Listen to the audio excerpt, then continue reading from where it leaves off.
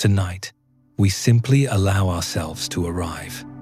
There is no rush, no destination to force, and nothing here that demands your active effort or straining attention. Settle completely now. You may feel weighed down by the storms of anxiety, the doubts that cling, or the relentless striving to control what cannot be controlled. You might feel you need to fight against the chaos of the world just to find a moment of rest. But for countless generations, those who walked the Zen path understood a profound truth. The challenges of life are not obstacles to inner peace, but they are often the very teachers who guide us home. These stories will not deliver new techniques or rigorous steps you must follow. They are simply an invitation to recognize the quietness and deep resilience that has never left you. The peace you seek is not something to achieve, but something to remember. Before we begin this quiet journey together, you may softly acknowledge your presence here. If you wish, feel free to share what time it is and where you are listening from, grounding yourself completely in this moment and this place. It is a quiet way of affirming your intention to rest. Let your body grow heavy now. Sink down into the support beneath you. Take a slow, deep breath and allow your thoughts to drift like clouds across the vast, open space of your awareness. We begin immediately with the first story, the lesson of non-resistance. The stillness we seek is often mistakenly believed to be the absence of movement. In fact, it is the space in which movement occurs. For this space to be truly still, it must not fight against the movement itself.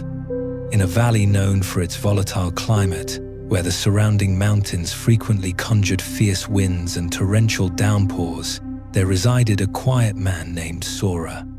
His small cottage was situated next to a garden that seemed to be an impossibility of color and fragrance. Travelers often paused, bewildered, at the sheer vitality of his crimson blooms and white jasmine, even when the hardiest plants in the rest of the village were visibly struggling to survive the harsh seasons. One late summer afternoon, a young seeker named Kaito arrived. She had traveled extensively, carrying a restless mind that sought a place to finally settle. She had been told by locals that she must witness Sora's unique success. Kaito found the old gardener kneeling, his hands deep in the present, dark, rich soil, moving with an unhurried, deeply gentle rhythm. Kaito spoke, expressing her amazement at the thriving life around them. "Your garden defies the reputation of the weather here," she noted. "Everyone speaks of the brutal storms, yet your flowers look as if they welcome them, not dread them." Sora slowly stood, wiping his hands, his face showing the lines of a man who had seen many difficult seasons. He invited her to sit and confirmed the truth of the local climate. The wind is fierce enough to bend the small, young trees nearly to the ground, and the rain often comes in sheets that blur the entire world to grey. Then surely you must use sophisticated defenses, a towering wall, or thick coverings to shield them. Kaito pressed, confused by the contradiction. Sora offered a soft smile. "I protect nothing," he replied simply. Kaito looked around the vibrant plot again. How could the flowers survive when the neighbors did not? "They survive because they do not resist," Sora stated. "Observe a flower when the rain is falling heavily sometime. Really watch it. It receives every single drop without protest. The stem bends completely with the force of the wind, but it does not stiffen or snap, and the deep roots drink deeply of the water that others are quick to label as destructive. The petals receive each drop as if they have known all along that resistance never protects, it only delays growth. The flower does not fight the rain, because it knows the rain is part of its becoming. Most gardeners," he explained, "rush to shield their plants from difficulty, believing their sole purpose is to keep the harsh weather away. But in this attempt, they keep their flowers weak. A stalk that never encounters the wind, never develops the strength to hold itself up. A flower that never tastes the harsh rain, never develops the deeper resilience required to truly thrive. But what they call protection is often a quiet form of fear, the fear of allowing life to touch them fully. In shielding life too much, they unknowingly keep it fragile. Kaito felt a profound recognition shift within her chest. She realized she had been treating her own life struggles as things to be quickly avoided or urgently overcome. She asked if this principle applied to people, to the fierce storms within their own inner lives. Sora turned the question back to her directly. When has your life offered you the most profound teachings? In the easy days when everything unfolded exactly as planned, or during the difficult times when nothing went as you truly hoped? Kaito thought of her own losses and the painful confusion that had finally prompted her journey of deep questioning. The difficult times, she admitted quietly, though I would never have willingly chosen them. The flower does not choose the storm either, Sora replied gently. But when the storm comes, as storms always will, the flower has a choice in how it meets that moment. It can stiffen, resist, and try to remain exactly as it was, or it can choose to receive the difficulty, bend to the force, and allow itself to be touched and transformed by what arrives.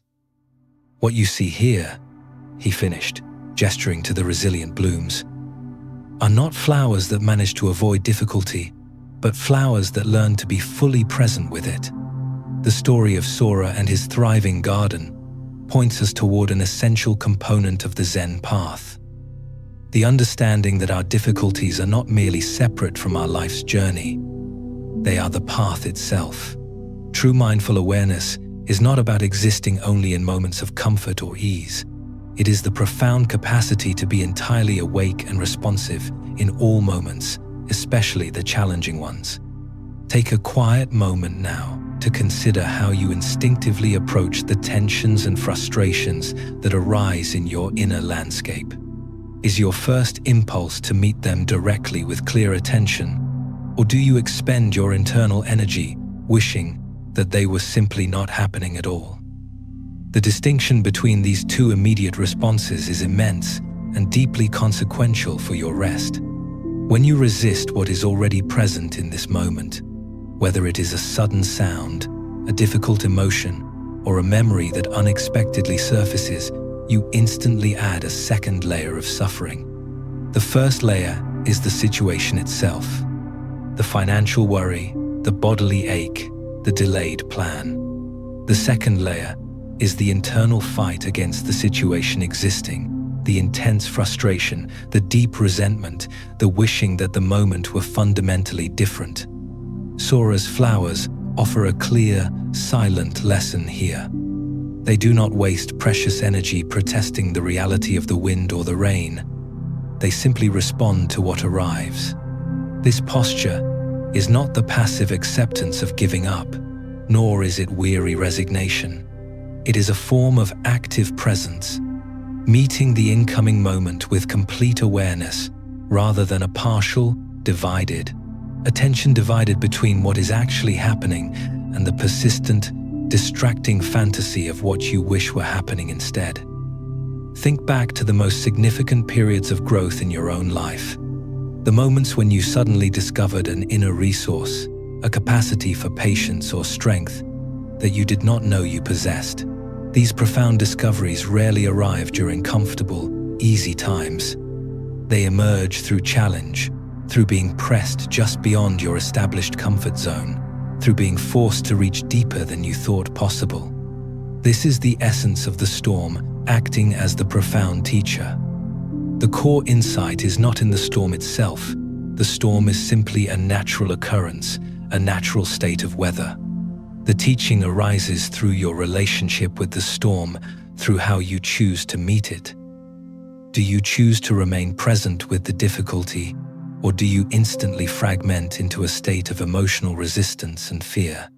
Mindfulness practice is specifically designed to train exactly this capacity within you. When you choose to sit quietly and observe your internal landscape, The purpose is not to fabricate a perfectly peaceful state of mind. The practice is about learning to stay present with whatever arises, be it comfort or discomfort, clarity or confusion, calm or deep restlessness. All of it becomes your practice the moment you meet it with awareness instead of immediate judgment. The rain falls on Sora's garden and on the gardens of those who frantically attempt to cover and shield their plants. It is the same rain, but the fundamental response creates entirely different, lasting results. One garden develops true sustainable strength through meeting the weather directly. The other remains fragile, dependent on constant external protection. Your own difficulties work in the same way. You cannot control whether the storms arrive in your life, but you can choose how you will stand within them. Will you be stiff and resistant, or flexible and deeply aware? Will you waste energy fighting against the reality that is present, or will you choose to breathe with it, acknowledging that it is happening and asking what quiet wisdom it might contain? This kind of presence with difficulty is not easy. The mind's habitual pull will be to escape into distraction, into self-soothing mental stories, or into fantasies about when the challenge will finally end. But each time you gently notice this mental movement away and consciously return to simply being present with what is, you are profoundly strengthening the quality Sora witnessed in his resilient flowers. The internal capacity to bend without breaking, to remain deeply rooted while everything above ground moves and changes. There is a deep and available peace in this very place. Not the fantasy peace of having no problems, but the practical, sustainable peace of not adding the extra burden of resistance to whatever problems already exist. Let the simplicity of Sora's wisdom settle deep into your consciousness now. The lesson of non-resistance is not about giving up. It is about recognizing the immense, wasted energy of internal friction. Think now of any challenge you have been resisting in your life, even today. A difficult thought, a moment of deep uncertainty, or a task you felt you were not ready for. Notice where the residue of that struggle still sits in your physical body, perhaps in the tightness of your forehead, the tension in your lower back, or the clenched fist of your hands. The primary burden is not the event itself, but the energy we expend wishing the event were different. That inner friction, that wish to be somewhere else, is the heavy weight that we carry into the night. Tonight, you are invited to consciously set that weight down.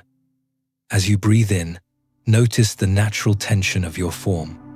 As you breathe out, consciously whisper the word yield or soften to your shoulders, your chest, and your belly.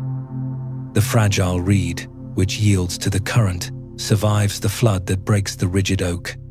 With each slow, rhythmic breath, practice becoming like Sora's resilient plants, rooted deeply, yet able to bend profoundly without breaking. This yielding is the ultimate expression of core strength. It is letting the river flow through you, rather than exhausting yourself trying to build a permanent dam against its inevitable current. Feel the exquisite relief that comes when you stop fighting your own present moment. You can now simply rest in the quiet stability that lies beneath the surface of all movement. This inner posture of letting go is the true foundation of your rest. Allow this peace to deepen now, as we gently prepare to move to the next chapter. As we continue to settle deeper into this moment, we turn our attention now from the resilience of the living plant to the subtle, quiet lesson of a fragile object, the inevitable nature of impermanence. In a monastery nestled high among peaks where snow lingered, there lived a young monk named Taro. His task was simple and meditative. Each afternoon, he was responsible for cleaning the smooth, quiet meditation hall. The hall was spare, just wooden floors and cushions, save for a single object that rested in a small alcove, an ancient, delicate porcelain vase. The vase was a treasure, a gift from a forgotten emperor, and it was treated with immense reverence. Everyone who saw it remarked on its fragile beauty, the pale blue glaze, and the painted cranes that seemed to fly across its surface with light, precise brushstrokes. For centuries, it had remained untouched, a symbol that beauty and impermanence could exist quietly side by side. Taro understood the vase's value, and he was always meticulously careful when dusting near it. For months, the vase remained exactly as it had been for generations, perfect and whole. Then came an autumn afternoon when everything changed in a single, sudden moment. As Taro moved his cloth across the shelf, a sharp noise from outside a tree branch cracking under the weight of early snow broke the silence. Taro's attention turned towards the window for just a second, a fraction of time long enough for his hand to move too far. The cloth caught the base of the vase. The ancient porcelain tipped, wobbled, then fell. The sound of it breaking on the wooden floor was not loud, just a quiet, shattering sound, almost polite in its finality. Centuries of careful preservation ended by one moment of distraction. Taro knelt among the fragments scattered across the floor. Pieces of pale blue glaze, bits of painted cranes now separated forever from their flock. His mind grew still in an unfamiliar way, as if the breaking had opened a space where his usual thoughts could not quite reach. He simply looked at what had happened, at what could not be undone. He did not notice his teacher, Master Genko, entering the hall until the old monk was standing beside him. Taro's voice came out barely above a whisper. "Master, I have broken something precious." Master Genko was quiet for a long moment. Then he knelt down beside his student. The old monk's face held no anger, only something that looked almost like gentleness. "Tell me," Genko said softly, "what do you see here on the floor?" Taro was confused by the question. "I see a vase that I have broken, a treasure that is now in pieces." "Look more carefully," Genko invited. Taro observed the scattered pieces again. At first, he saw only what was lost. But as his eyes moved from fragment to fragment, he began to notice details he had never seen when the vase was whole. The thickness of the porcelain, the way the blue glaze pulled darker in the crevices of the painted cranes, the sheer skill required to create something so delicate that it could survive centuries. "Each piece holds its own beauty," Genko observed. "See how the light catches this fragment differently than it did when the vase was whole. See how you can observe the technique of the potter in ways that were hidden before." "But it is broken," Taro said quietly. "Its purpose is gone." "Its purpose as a vase is gone," Genko agreed. "But who decided that was its only purpose?" For centuries, this object taught everyone who saw it about beauty and impermanence. And now, in its broken state, it teaches something new, perhaps something even more important. Genko picked up one of the larger fragments, turning it slowly in his weathered hands. "When the vase was whole, we admired it, but we also held it at a distance, afraid to touch it, afraid to diminish its perfection. We loved the vase as something separate from ourselves, something above us." He placed the fragment gently in Taro's palm. "Now look at it. You can hold it, examine it closely, see the human hands that shaped this clay. The vase has become more intimate in its brokenness, more honest somehow." "But what use are broken pieces?" Taro asked. "That depends on what you mean by use," Genko replied. "These fragments could be arranged into something new, a mosaic perhaps. Or they could simply rest here as they are, teaching us that endings are not failures, that letting go of one form creates space for something else to emerge." Genko stood slowly. "The vase you knew no longer exists. But these fragments exist. This moment exists. This teaching exists. All of this has emerged from the breaking. Are you certain that what exists now is less valuable than what existed before?" Taro sat with this question. His mind wanted to insist that the intact vase was more valuable, but something deeper in him recognized a truth. The vase, as it was, had been beautiful but static, fixed in its perfection. But this moment felt alive in a way that dusting an ancient treasure never had. "There is an old teaching about a cup that is already broken," Genko continued. "A master once said that he could enjoy his teacup fully because he understood that it was already broken in this very moment. Not that it would break someday, but that its brokenness was a present reality. The cup was temporary, fragile, destined to return to dust.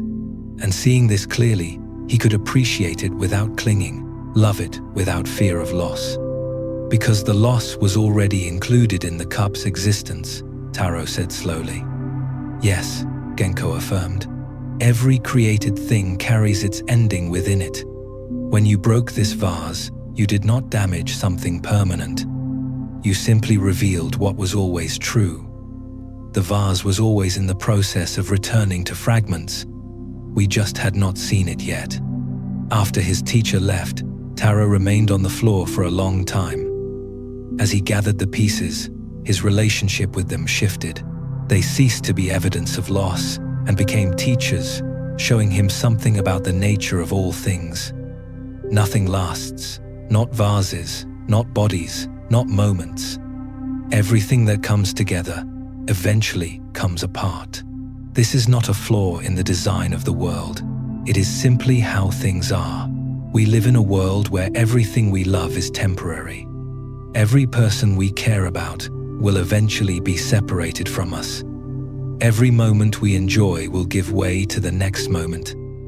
And we expend enormous energy trying to prevent this truth from touching us. We hold tightly to what we have, as if our physical grip could stop time. In all this, holding on this internal resistance to transformation, we create a heaviness that goes far beyond the natural sadness of loss. The vase in its wholeness represented this kind of holding, perfect and preserved, but also distant, untouchable, frozen in a single form. When it broke, an illusion shattered, the illusion that anything can remain unchanged. Master, Genko understood that letting go is not giving up. It is simply seeing clearly. When you recognize that everything you currently hold is already in the process of changing, already moving toward its eventual transformation, you begin to appreciate things differently. Not with a desperate clutching, but with an open appreciation of moments that are precious exactly because they will not last. This practice does not mean becoming cold or detached. The natural response to an ending includes sadness. But beneath that natural feeling, there is an opportunity to understand something liberating, that endings do not erase the value of what existed. The vase's centuries of beauty were not destroyed by its breaking. They happened, they were real. And now something else was happening, equally real, equally part of the flowing nature of existence. When you hold things lightly, you can actually enjoy them more fully. The master drinking tea from a cup he knows is already broken can savor that tea, without anxiety about potential loss.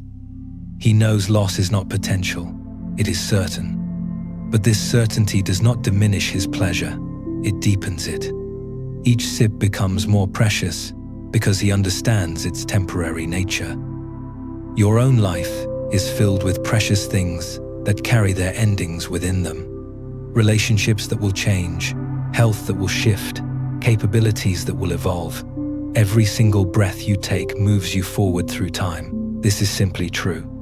When you can meet this truth without adding stories about how it should be different, you might discover that you can love more freely when you know that love includes eventual change. That you can appreciate your body more fully when you understand it is always in the process of transformation. That experiences become more vivid when you recognize their unrepeatable nature. Each thing becomes itself more completely when you stop trying to freeze it in place. The fragments of the vase showed something the whole vase never could. They revealed the human hands that shaped the clay, the vulnerability inherent in all created things. When the vase was perfect, it seemed to exist outside the natural world. But broken, it returned to being what it always was: clay, shaped by human effort. Beautiful because of that effort, not in spite of it. This is true of your own life as well. The places where things have fallen apart, where plans have changed, where perfection has given way to something more honest, these are not failures. They are simply the places where the truth of your humanity shows most clearly, where pretense falls away, and what remains is the honest reality of being alive in a world where everything changes. Letting go does not mean you stop caring.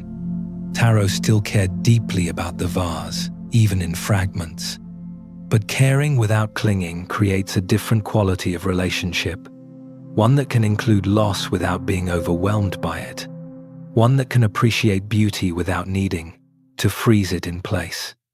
The invitation here is to develop a kind of flexibility in how you hold your life, to recognize that the things you grip most tightly are often the things that suffer most from your grip. Like holding sand, the tighter your fist, the more slips through your fingers. But hold your hand open, and the sand rests there naturally, free to be exactly what it is. The breaking of the vase is a powerful, universal mirror. It reflects our instinctual need to grasp and hold on to what is inevitably fleeting. Youth, possessions, the feeling of a perfect, unchanging relationship, or even the memory of a successful past. Take a quiet moment to scan your own inner landscape. Where are you currently holding a piece of broken glass? A relationship that changed, a mistake you cannot release, or an expectation that shattered? Notice the tight, contracting feeling in your chest or your stomach as you hold on to that sense of loss. True wisdom, as Master Genko revealed, is the ability to love intensely without clinging. It is recognizing that every beautiful thing we experience, every sunset, every laugh, every tender moment, is designed to be both loved completely and then gracefully released. When we realize that the fundamental nature of life is flux, we stop trying to freeze the river. We allow the current of joy to be fully present, knowing that sorrow too is a natural passing phase. You are not meant to keep everything whole. Let the simple lesson of the vase invite you to loosen your grip on all of life. Your true value is not measured by the perfection of what you possess or what you manage to keep whole. It is measured by your capacity for acceptance and compassion, both for the world and for yourself. Feel your mind softening around the edges of any rigid thought.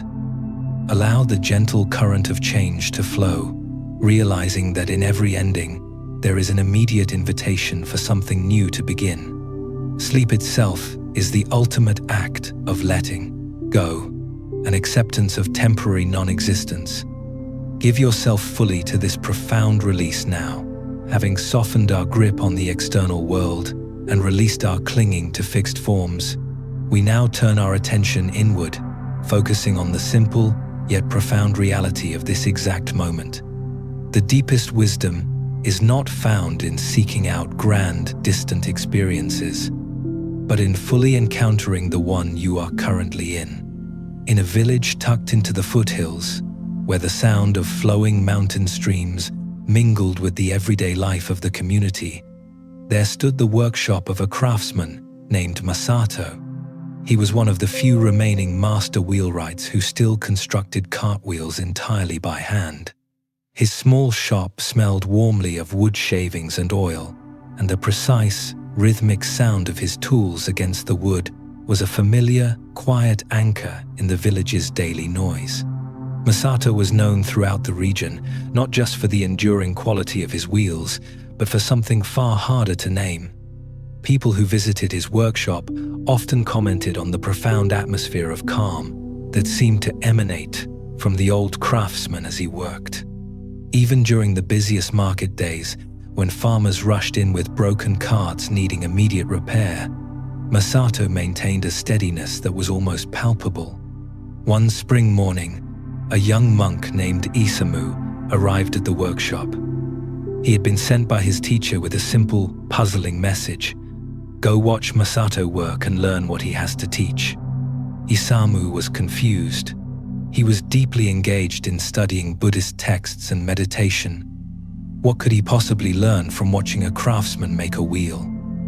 Yet, trusting his teacher, he made the journey. When he arrived, Masato was at his bench, carefully shaping a piece of wood that would become a wheel's rim. His movements were unhurried, but utterly precise. Each stroke of the plane removed a thin, elegant curl of wood. Each measurement was checked with deliberate care. The craftsman worked as if he had all the time in the world, though Isamu could see several unfinished wheels, waiting in various stages of completion. "Excuse me, Master Masato," Isamu said politely. "My teacher sent me to observe your work. May I watch?" Masato looked up and offered a warm smile. "Of course. Sit anywhere you like. I will be working on this wheel for most of the day." Isamu found a stool and settled in. At first, he was interested in the technical aspects of wheel making, but as the hours passed, his attention shifted. He began to notice not what Masato was doing, but how he was doing it. The wheelwright's attention never wavered from the task immediately at hand. When he was measuring, he was only measuring. When he was cutting, he was only cutting. When he paused to examine his work, that examination received his complete, focused attention. There was no sense of him thinking ahead to the next step or looking back to the previous one. He was simply here with this specific piece of wood, in this exact moment of shaping it.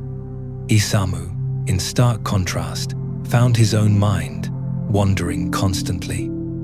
He would watch Masato for a few minutes, then find himself thinking about his temple studies, or a disagreement he'd had, or what he would eat for lunch.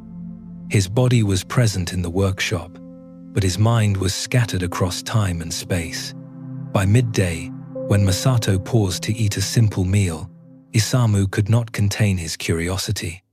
"Master Masato, forgive me, but I have been watching you all morning, and I noticed something. You seem to be completely absorbed in your work. How do you maintain such focus?" Masato chewed his rice thoughtfully. "I do not think of it as focus," he answered.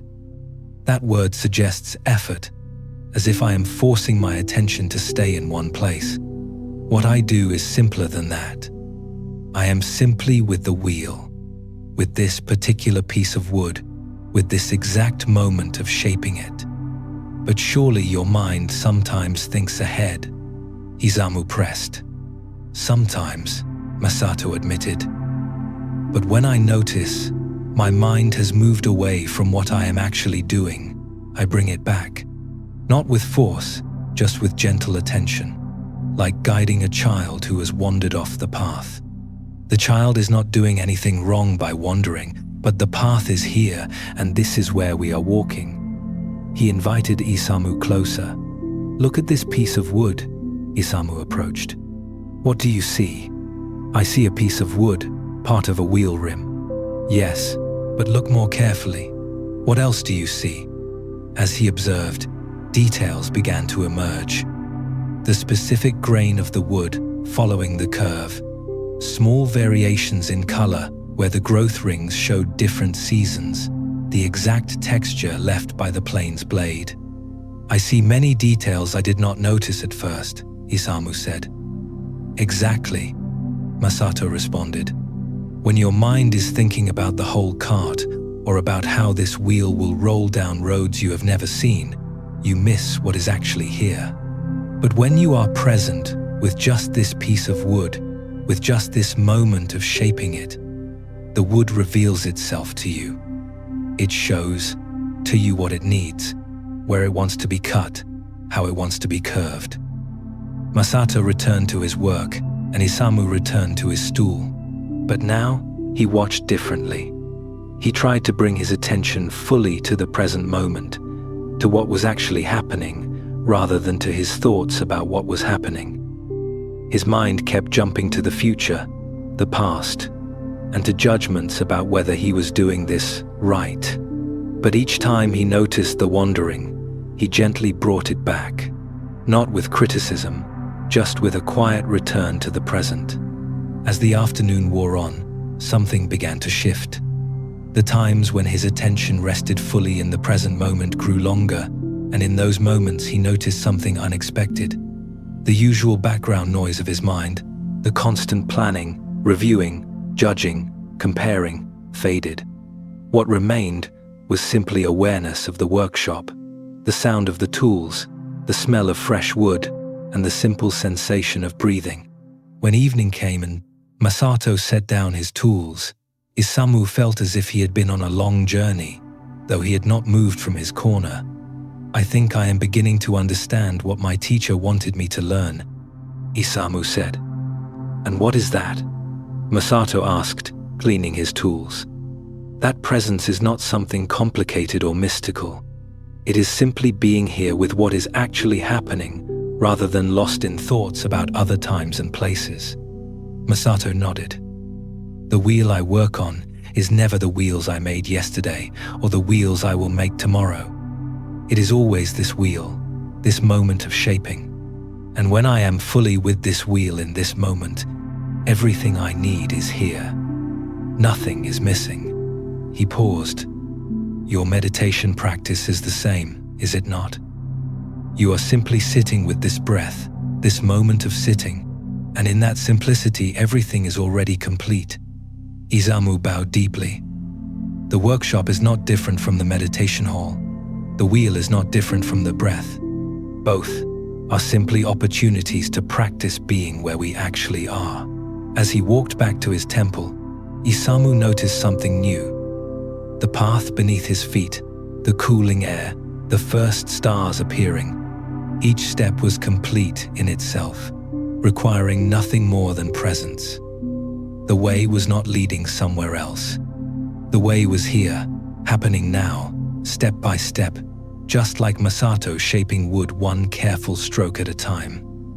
This story points to something essential about the nature of awareness and presence. We spend so much of our time not where we actually are. Our bodies may be in one place, but our minds are scattered across memory and imagination. We are planning what comes next, reviewing what already happened, judging whether this moment is good enough, comparing it to other moments, wishing it were different. All of this mental activity creates a sense of fragmentation. We feel divided because our attention is divided. And in this state of dividedness, we miss the richness of actual experience. We miss what is actually available in this moment because we are busy thinking about moments that are not actually happening. Masato's way of working demonstrates a different possibility. When attention rests fully with what is actually present, several things occur. First, the quality of the work improves. Second, the work itself becomes more satisfying because you are actually experiencing it rather than only thinking about it. Third, a quality of ease emerges, not the ease of laziness, but the ease of alignment. When you are fully engaged with what you are doing, there is no internal conflict, no part of you pulling in other directions. This is not about forcing concentration or gritting your teeth to maintain focus. That kind of effortful attention quickly becomes exhausting. What Masato demonstrates is something gentler, a simple willingness to be where you are, a preference for presence over mental wandering. And when you notice you have wandered, a simple return, without self-judgment. The wheelwright's point about the wood revealing itself when you are truly present touches something profound. Reality shows you things when you actually look at it, not glancing at it while thinking about something else, but really observing what is here. The details emerge, the subtle variations, the actual nature of things rather than your habitual assumptions about them. This applies to everything in your experience. A conversation becomes richer when you are actually listening. Food tastes more complex when you are actually tasting it. Even difficult emotions become more workable when you can be present with them, rather than immediately trying to escape into thoughts about why they should not be happening. The present moment is not some special state you need to achieve. It is simply where life actually occurs. The past exists only in memory. The future exists only in imagination. But this moment, this breath, this sensation, this sound, this is real. And when you can rest your attention here, even briefly, you discover that this moment contains everything you actually need. Not everything you want, perhaps, but everything you need to be alive and aware right now. Your breath is here. Your body is here. The world around you is here. Nothing is missing from this moment except the things you are adding with thought. The discovery that the workshop and the meditation hall are the same points to the universality of this teaching. Presence is not location-specific. It is available wherever you are, whatever you are doing. Washing dishes can be meditation. Walking can be meditation. Working can be meditation. Not because these activities have special spiritual properties, but because they are opportunities to practice being present with actual experience, rather than lost in mental commentary about experience. The wheel that Masato shapes is complete in each moment of its shaping. It is not incomplete, waiting to become a finished wheel. In this moment of cutting, it is perfectly a piece of wood being cut. Each stage is complete in itself. Your life works the same way. You are not incomplete, waiting to become some future version of yourself. In this moment, you are complete as what you are. Not perfect, not finished with all growth, but complete in the sense that this moment contains everything it contains, and nothing is fundamentally wrong with that. The present moment is not a stepping stone to some better moment. It is the only moment there is, and learning to be at home here changes everything. Let your attention soften now, allowing your mind to rest in the simple truth of what is present, the feeling of the surface beneath you, the gentle movement of air, the sound of my voice. Rest in the knowledge that you are simply where you need to be. The quiet truth revealed in Masato's workshop is this: the present moment is not incomplete. It is never a stepping stone to a better future moment. It is always perfectly whole in itself.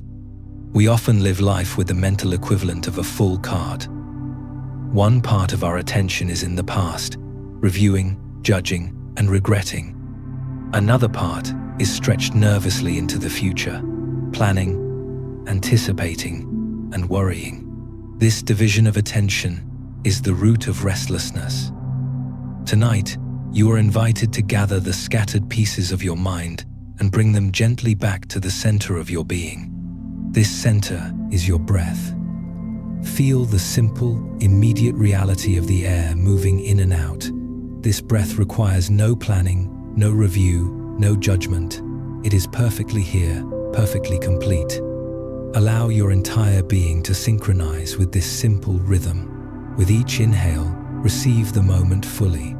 With each exhale, release the need to know what comes next. Rest in the realization that you are not incomplete, waiting to become some future, perfected version of yourself.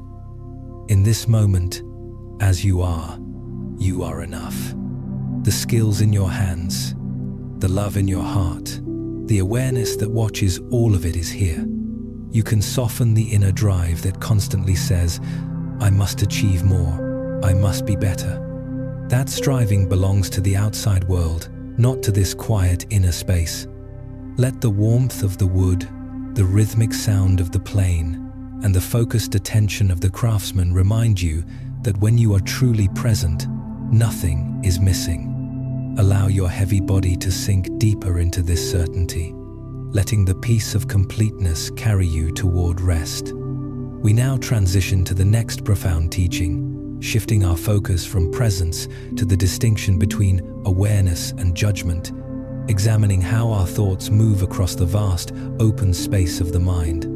Let your attention rest upon the profound simplicity of the surface supporting you now. You are exactly where you need to be. Before we move deeper into the vastness of the teachings, take a quiet moment. If the idea of completeness in the present moment has offered you a sense of ease, tonight, simply share one word that describes this feeling in the comments below.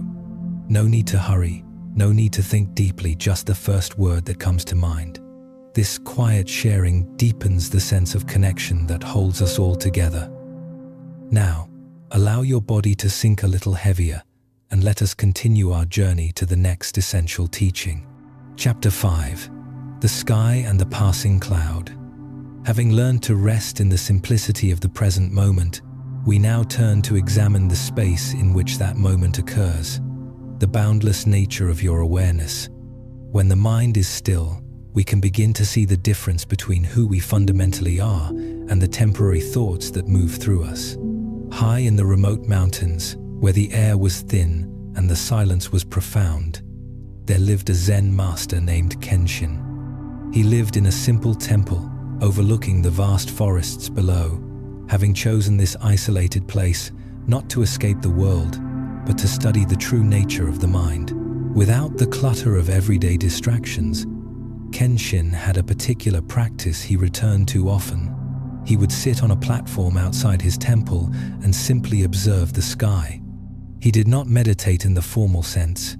He simply watched the clouds form and dissolve, watched the color of the sky change throughout the day, and watched the weather systems move through the valley. One afternoon, a traveler named Tomoe appeared on the path. She had been wandering for months, visiting various teachers, searching desperately for answers to the deep turmoil that troubled her. She hoped the master could offer guidance for her relentless inner chaos. When she found Kenshin, he was sitting in his usual spot, his gaze directed upward at the vast, empty afternoon sky. After a few moments, Kenshin lowered his gaze and offered a gentle smile. "Welcome. Please sit if you wish." They sat together for a while, looking out over the valley and up at the sky. Then, Tomoe noticed something. High above, a single cloud drifted alone against the deep blue expanse. It was not part of any larger formation, just one distinct white cloud, moving slowly on currents invisible from the ground. "Master Kenshin," Tomoe said, pointing upward. "Do you see that cloud? The one floating by itself. I find myself wondering about it. Why is it alone? Is it lost somehow? It seems lonely." Kenshin continued observing the cloud for a long moment. "What do you notice about how the cloud appears?" he asked. "It looks solitary, isolated, as if it should be with other clouds, but somehow ended up separated," she replied. She looked more carefully, projecting her own feelings onto the isolated form. "No," she then admitted. "It seems peaceful actually, just moving along at its own pace." "Yes," Kenshin said softly. "The cloud does not judge its position. It does not compare itself to other clouds.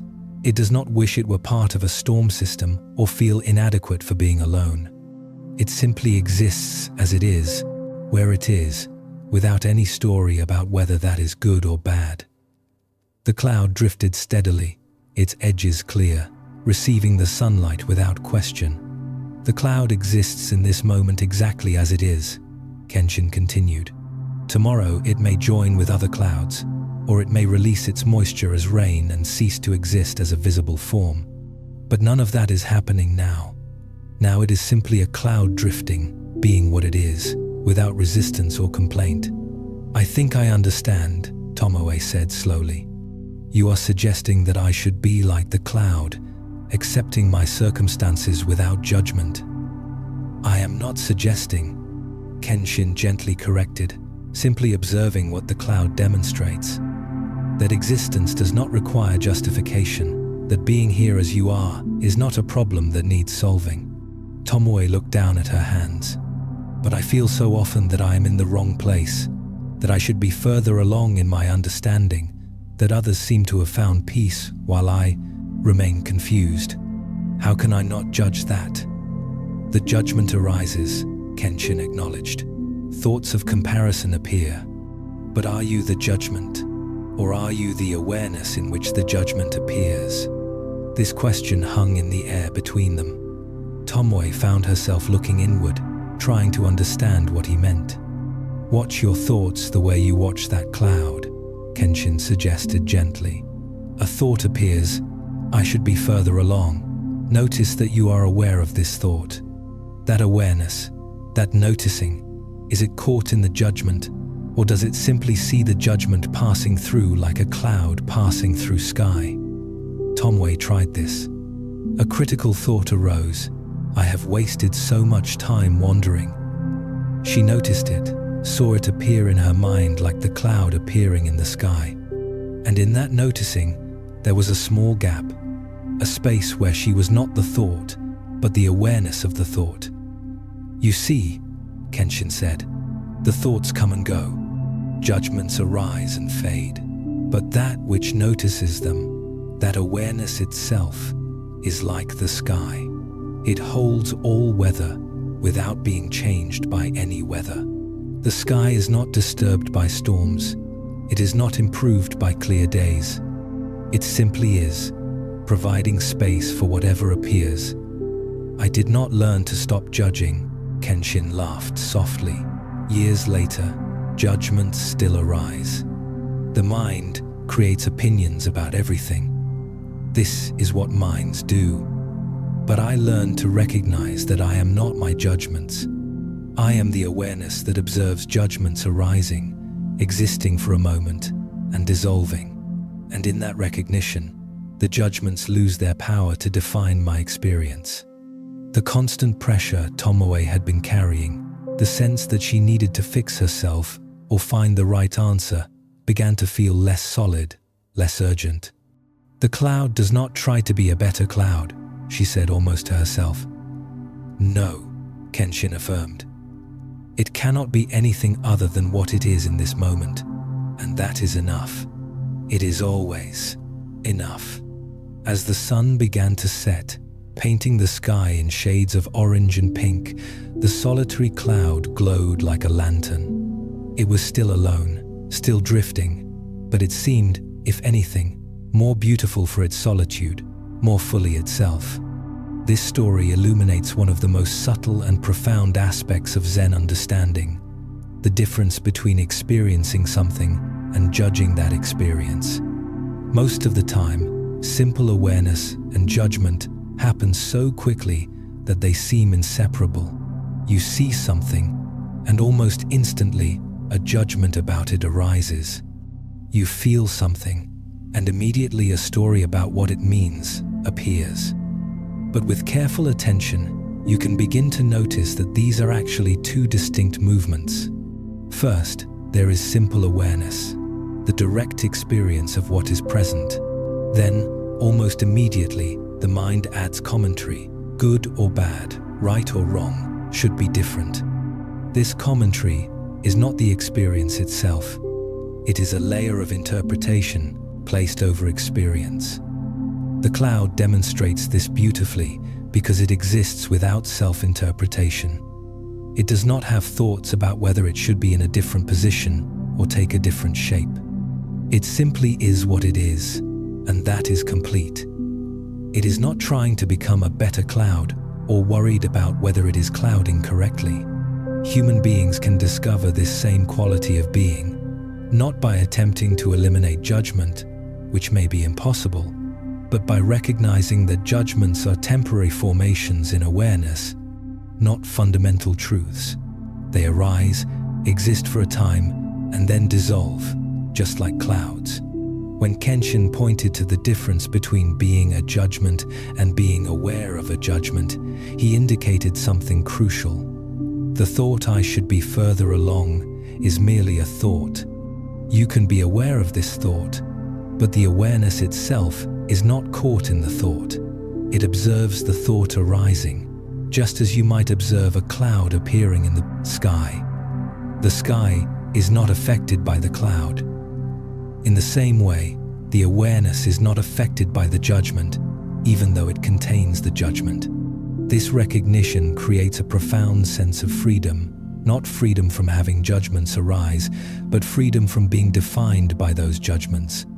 When a self-critical thought appears and you recognize it as a cloud passing through your mental sky, it instantly loses its power to determine your sense of self. It is just a thought. It will pass. And what you fundamentally are, the awareness that knows thoughts, remains unchanged. The practice Kenshin offered is simple but profound. Watch your inner experience the way you might watch clouds.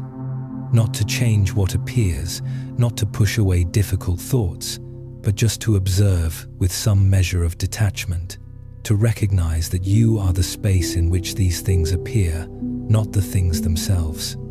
This awareness, this inner sky, has qualities worth discovering. It is vast, it is clear, it remains present, regardless of what passes through it, and it is always available. You do not need to create it or achieve it. You only need to recognize it.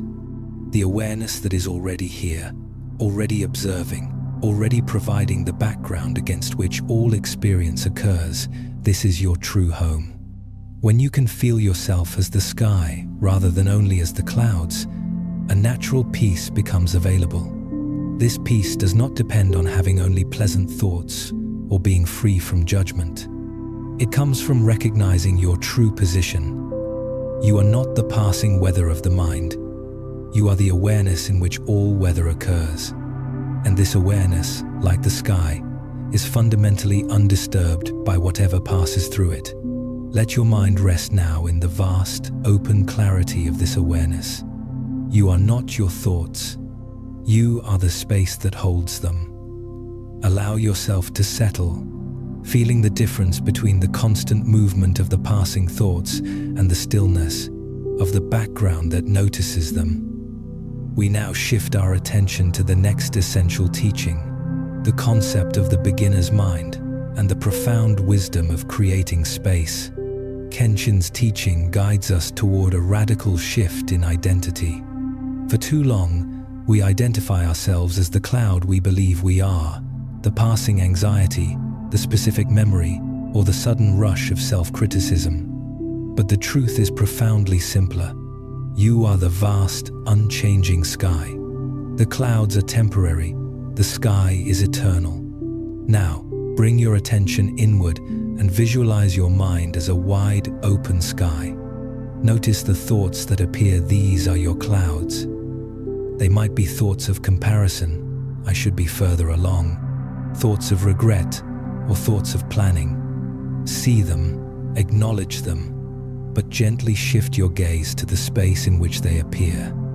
That spaciousness is your true nature. The sky is never damaged by the storm, never improved by the clear day. It remains, always providing space for whatever weather appears. Rest in the safety of this fundamental stability. You do not need to fight your thoughts, nor do you need to follow them. When a harsh self-judgment arises, do not grab it and say, "This is who I am." Instead, simply notice it. A thought of self-criticism has arisen. See it as a cloud, drifting, slowly changing form, and inevitably dissolving. This awareness, this knowing, is your freedom. It allows you to hold your experience gently, without being swept away by the ever-changing weather of your mind. Let your body grow heavy as you settle into this vast, unmoving awareness, the sky that holds all things without being defined by any of them. Having learned to rest in the simplicity of the present moment, we now turn to examine the space in which that moment occurs, the boundless nature of your awareness. When the mind is still, we can begin to see the difference between who we fundamentally are and the temporary thoughts that move through us. High in the remote mountains, where the air was thin and the silence was profound, there lived a Zen master named Kenshin. He lived in a simple temple overlooking the vast forests below, having chosen this isolated place not to escape the world, but to study the true nature of the mind without the clutter of everyday distractions. Kenshin had a particular practice he returned to often. He would sit on a platform outside his temple and simply observe the sky. He did not meditate in the formal sense. He simply watched the clouds form and dissolve, watched the color of the sky change throughout the day, and watched the weather systems move through the valley. One afternoon, a traveler named Tomoe appeared on the path. She had been wandering for months, visiting various teachers, searching desperately for answers to the deep turmoil that troubled her. She hoped the master could offer guidance for her relentless inner chaos. When she found Kenshin, he was sitting in his usual spot, his gaze directed upward at the vast, empty afternoon sky. After a few moments, Kenshin lowered his gaze and offered a gentle smile. "Welcome, please sit if you wish."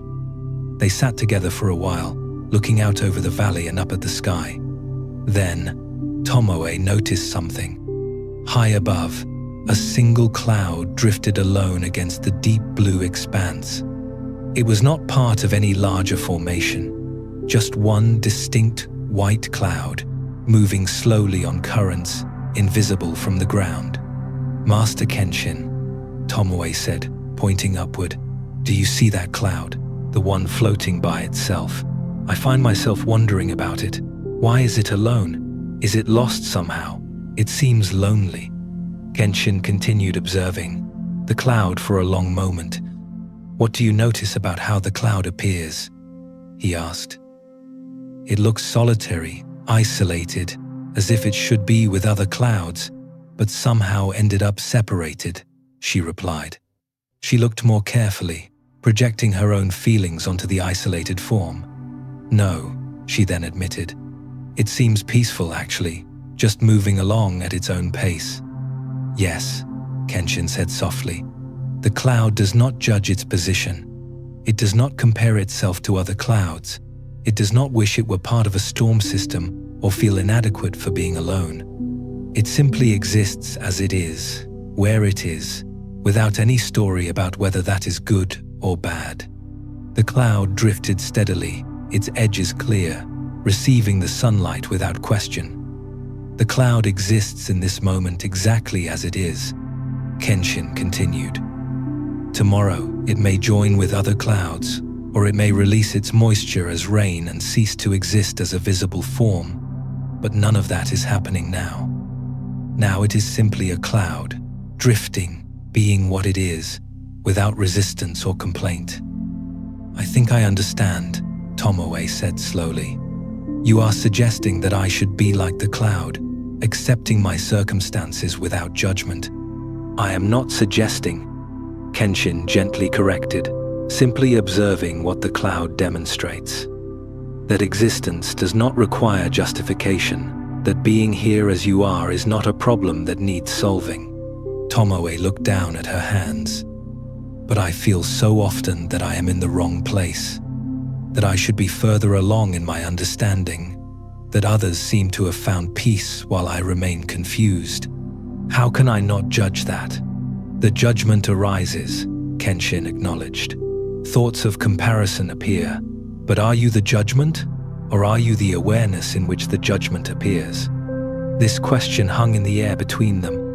Tomoe found herself looking inward, trying to understand what he meant. "Watch your thoughts the way you watch that cloud," Kenshin suggested gently. "A thought appears. I should be further along. Notice that you are aware of this thought. That awareness, that noticing, is it caught in the judgment, or does it simply see the judgment passing through like a cloud passing through sky?" Tomoe tried this. A critical thought arose. "I have wasted so much time wandering." She noticed it, saw it appear in her mind like the cloud appearing in the sky.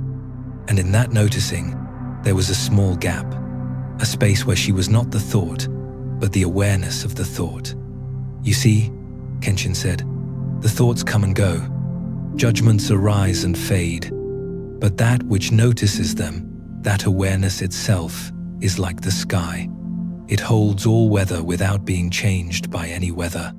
The sky is not disturbed by storms. It is not improved by clear days.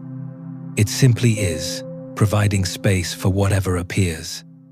I did not learn to stop judging. Kenshin laughed softly. Years later, judgments still arise. The mind creates opinions about everything. This is what minds do. But I learned to recognize that I am not my judgments. I am the awareness that observes judgments arising, existing for a moment, and dissolving. And in that recognition, the judgments lose their power to define my experience. The constant pressure Tomoe had been carrying, the sense that she needed to fix herself or find the right answer, began to feel less solid, less urgent. The cloud does not try to be a better cloud, she said almost to herself. No, Kenshin affirmed. It cannot be anything other than what it is in this moment, and that is enough. It is always enough. As the sun began to set, painting the sky in shades of orange and pink, the solitary cloud glowed like a lantern. It was still alone, still drifting, but it seemed, if anything, more beautiful for its solitude, more fully itself. This story illuminates one of the most subtle and profound aspects of Zen understanding: the difference between experiencing something and judging that experience. Most of aspect, the time, simple awareness and judgment happen so quickly that they seem inseparable. You see something, and almost instantly, a judgment about it arises. You feel something, and immediately a story about what it means appears. But with careful attention, you can begin to notice that these are actually two distinct movements. First, there is simple awareness, the direct experience of what is present. Then, almost immediately, the mind adds commentary. Good or bad, right or wrong, should be different. This commentary is not the experience itself. It is a layer of interpretation placed over experience. The cloud demonstrates this beautifully because it exists without self-interpretation. It does not have thoughts about whether it should be in a different position or take a different shape. It simply is what it is, and that is complete. It is not trying to become a better cloud or worried about whether it is clouding correctly. Human beings can discover this same quality of being not by attempting to eliminate judgment, which may be impossible, but by recognizing that judgments are temporary formations in awareness, not fundamental truths. They arise, exist for a time, and then dissolve, just like clouds. When Kenshin pointed to the difference between being a judgment and being aware of a judgment, he indicated something crucial. The thought I should be further along is merely a thought. You can be aware of this thought, but the awareness itself is not caught in the thought. It observes the thought arising, just as you might observe a cloud appearing in the sky. The sky is not affected by the cloud. In the same way, the awareness is not affected by the judgment, even though it contains the judgment. This recognition creates a profound sense of freedom, not freedom from having judgments arise, but freedom from being defined by those judgments. When a self-critical thought appears and you recognize it as a cloud passing through your mental sky, it instantly loses its power to determine your sense of self. It is just a thought. It will pass. And what you fundamentally are, the awareness that knows thoughts, remains unchanged. The practice Kenshin offered is simple but profound. Watch your inner experience the way you might watch clouds. Not to change what appears, not to push away difficult thoughts, but just to observe with some measure of detachment. To recognize that you are the space in which these things appear, not the things themselves. This awareness, this inner sky, has qualities worth discovering. It is vast, it is clear, it is stable. It remains present regardless of what passes through it, and it is always available. You do not need to create it or achieve it. You only need to recognize it. The awareness that is already here, already observing, already providing the background against which all experience occurs. This is your true home. When you can feel yourself as the sky rather than only as the clouds, a natural peace becomes available. This peace does not depend on having only pleasant thoughts or being free from judgment. It comes from recognizing your true position. You are not the passing weather of the mind. You are the awareness in which all weather occurs, and this awareness, like the sky, is fundamentally undisturbed by whatever passes through it. Let your mind rest now in the vast, open clarity of this awareness. You are not your thoughts. You are the space that holds them. Allow yourself to settle, feeling the difference between the constant movement of the passing thoughts and the stillness of the background that notices them. We now shift our attention to the next essential teaching, the concept of the beginner's mind and the profound wisdom of creating space. Kenshin's teaching guides us toward a radical shift in identity. For too long, we identify ourselves as the cloud. We believe we are the passing anxiety, the specific memory, or the sudden rush of self-criticism. But the truth is profoundly simpler. You are the vast, unchanging sky. The clouds are temporary. The sky is eternal. Now, bring your attention inward and visualize your mind as a wide, open sky. Notice the thoughts that appear. These are your clouds. They might be thoughts of comparison, I should be further along, thoughts of regret, or thoughts of planning. See them, acknowledge them, but gently shift your gaze to the space in which they appear. That spaciousness is your true nature. The sky is never damaged by the storm, never improved by the clear day. It remains, always providing space for whatever weather appears. Rest in the safety of this fundamental stability. You do not need to fight your thoughts, nor do you need to follow them. When a harsh self-judgment arises, do not grab it and say, "This is who I am." Instead, simply notice it. A thought of self-criticism has arisen. See it as a cloud drifting, slowly changing form, and inevitably dissolving. This awareness, this knowing, is your freedom. It allows you to hold your experience gently, without being swept away by the ever-changing weather of your mind.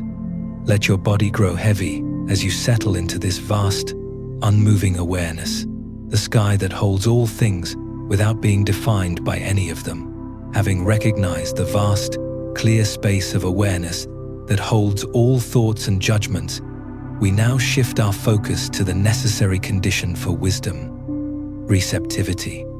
True understanding requires not the accumulation of more, but the willingness to let go of what is already known. In the mountains, where the turning of the maple trees signaled the arrival of fire-colored autumn, there lived a Zen master named Suri. She was widely known for her direct, clear teaching style and her profound skill in the traditional tea ceremony. Students traveled from distant provinces, drawn by the stories of her sharp clarity and quiet compassion. One such student was a young man named Kenji. He arrived at the temple after years spent with other teachers, reading countless texts and practicing various forms of meditation. He had accumulated vast knowledge about Buddhist philosophy. He could recite sutras and debate complex points of doctrine. Yet, something essential was missing. Despite all his learning, he felt no closer to genuine understanding. Suri welcomed him warmly and invited him to stay at the temple. For the first few weeks, she asked him to simply participate in the daily rhythm, sweeping, cooking, tending the garden, and sitting in meditation with the other students. She offered no special teachings or private instruction, just the quiet, repetitive rhythm of temple life. This puzzled Kenji. He had come seeking advanced, deeper teachings, and instead, he was sweeping leaves and washing dishes. After a month, he finally approached Suri. "Master Suri, I am grateful for your hospitality, but I wonder when the real teaching will begin. I have studied for many years. I am ready for deeper instruction." Suri looked at him with her calm, penetrating gaze. "Come to my room tomorrow afternoon. We will have tea together." The next day, Kenji arrived at the appointed time. Suri's room was simple. A low table, 2 cushions, and the minimal implements for tea. She gestured for him to sit, then began preparing the tea with the slow, deliberate movements of the formal ceremony. As she worked, she asked Kenji about his studies. He spoke eagerly, explaining the different teachers he had worked with, the various meditation techniques he had learned, and the philosophical insights he had gathered. His words flowed rapidly, one concept leading quickly to the next, demonstrating the breadth of his intellectual knowledge. Suri listened without interruption, continuing her measured work. When she had finished the preparation, she poured the pale green liquid into a cup and offered it to Kenji. He accepted it with a bow and set it aside, immediately continuing his urgent explanation of his own understanding. Suri then picked up the teapot and began pouring more tea into his cup. The cup quickly filled to the brim, but she kept pouring. The tea spilled over the edge, running across the table toward Kenji's robes. "Master, stop," Kenji said, pulling back. "The cup is full. It cannot hold any more." Suri sat down the teapot and looked at him steadily. "Like this cup, you are full. Full of opinions, full of concepts, full of your previous learning. How can I possibly offer you anything new when there is no space left to receive it?" Kenji felt something shift profoundly in his chest. He looked down at the overflowing cup, tea still dripping from the table's edge. "I came here to learn," he said quietly. "But I have been so busy showing you what I already know that I have not been open to what you might teach." "It is not just with me," Suri said gently. "You approach everything this way. You see through the lens of what you already understand. You hear through the filter of what you already believe. Your mind is so full of knowledge that there is no room left for direct experience." She wiped up the spilled tea with a cloth. "Tell me, Kenji, when you drank tea just now, did you truly taste it?" Kenji realized he had not even sipped the tea. He had been too busy talking to actually drink it. "This is how you move through life," Suri continued, "so occupied with what you think you know that you miss what is actually present. The taste of tea, the sound of rain, the feeling of breath moving in your body, all of this is here, available, real, but you are too full to receive it." Over the following days, Suri gave Kenji a clear practice. Before each activity, before each conversation, before each moment of study, he was to pause and simply notice how full his cup was.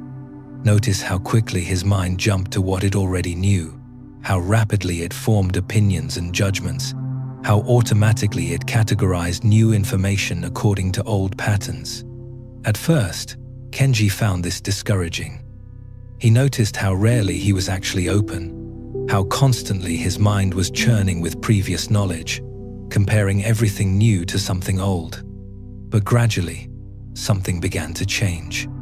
As he became more aware of his fullness, he started to notice small gaps, moments when his mind was not immediately rushing to categorize or judge, brief spaces of simple receptivity.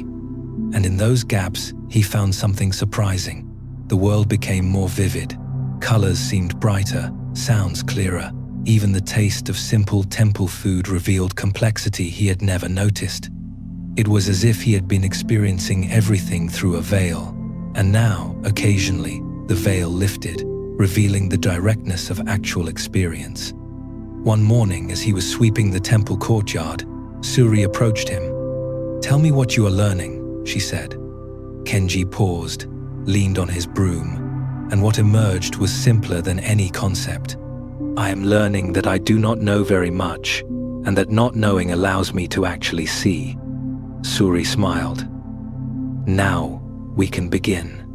The teaching that followed was unlike anything Kenji had experienced. Suri did not give him more information to fill his mind. Instead, she helped him develop the capacity to empty it, to create space, to become receptive rather than full. She taught him that wisdom is not accumulation but subtraction. That understanding comes not from adding more concepts, but from releasing the ones that block direct seeing. The beginner's mind, empty and open, perceives more clearly than the expert's mind, which is full and certain. Months later, when it was time for Kenji to leave, Suri performed the tea ceremony with him one final time. She poured tea into his cup, and he watched it fill. This time, he noticed how the tea received whatever shape the cup provided, how it conformed to its container without resistance, yet remained fully itself pure and clear. "Be like this tea," Suri said.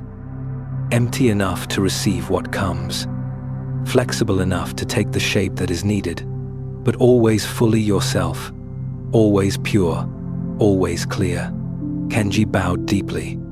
This time, he tasted the tea, really tasted it.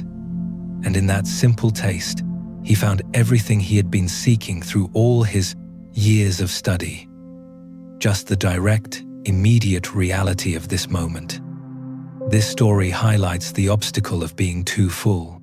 We accumulate ideas, beliefs, opinions, and knowledge. All of this, while valuable, can become a barrier to fresh perception. When you approach each moment already knowing what it will be, you cannot actually meet what it is. Your preconceptions shape your experience before the experience even arrives.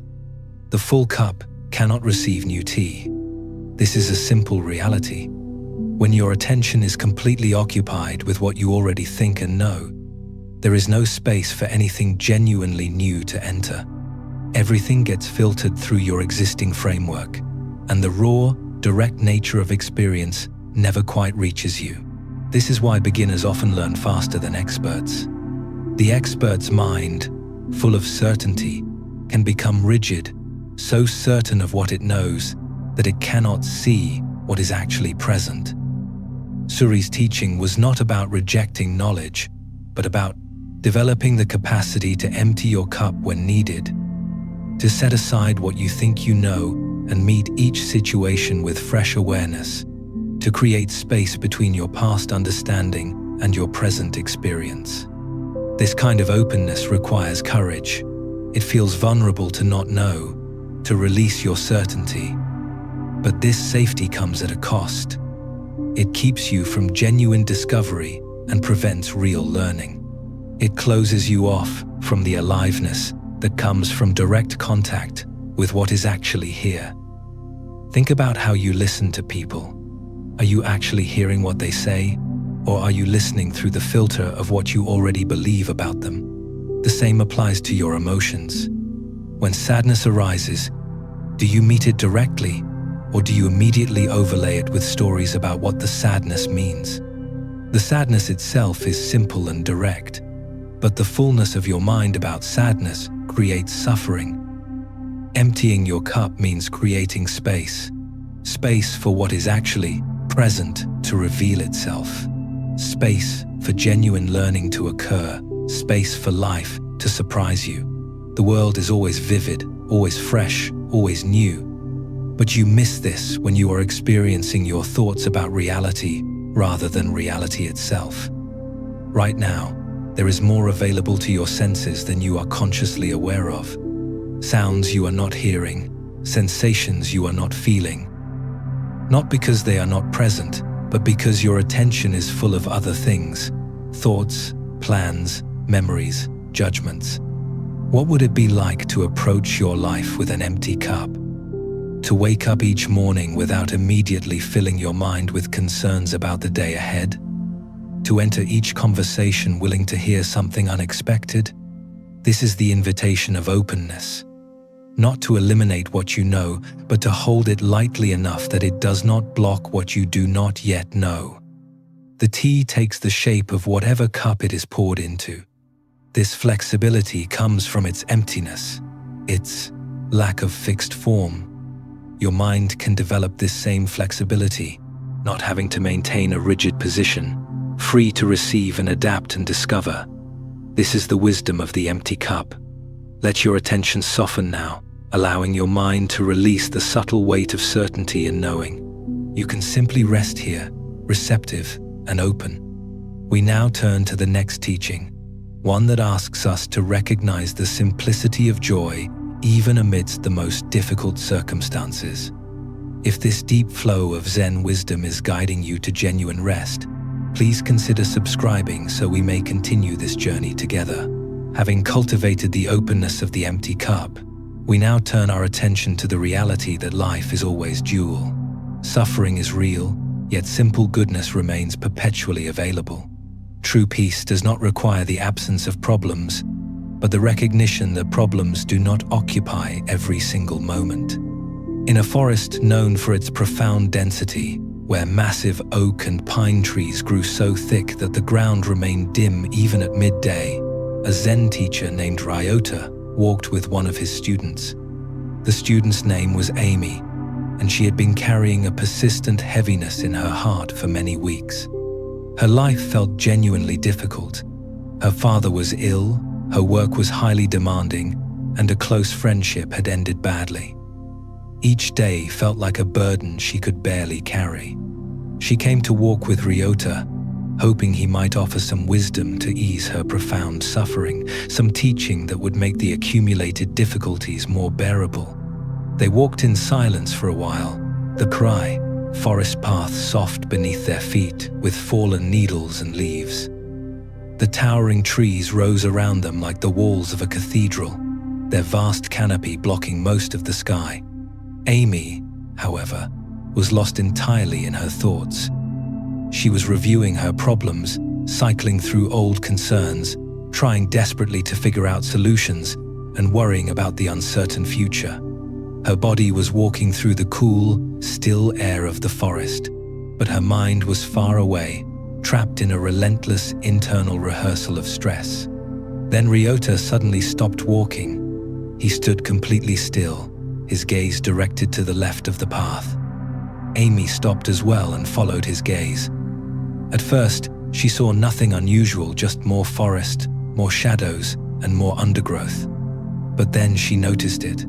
A single, narrow shaft of sunlight had managed to find its way through the extremely thick canopy.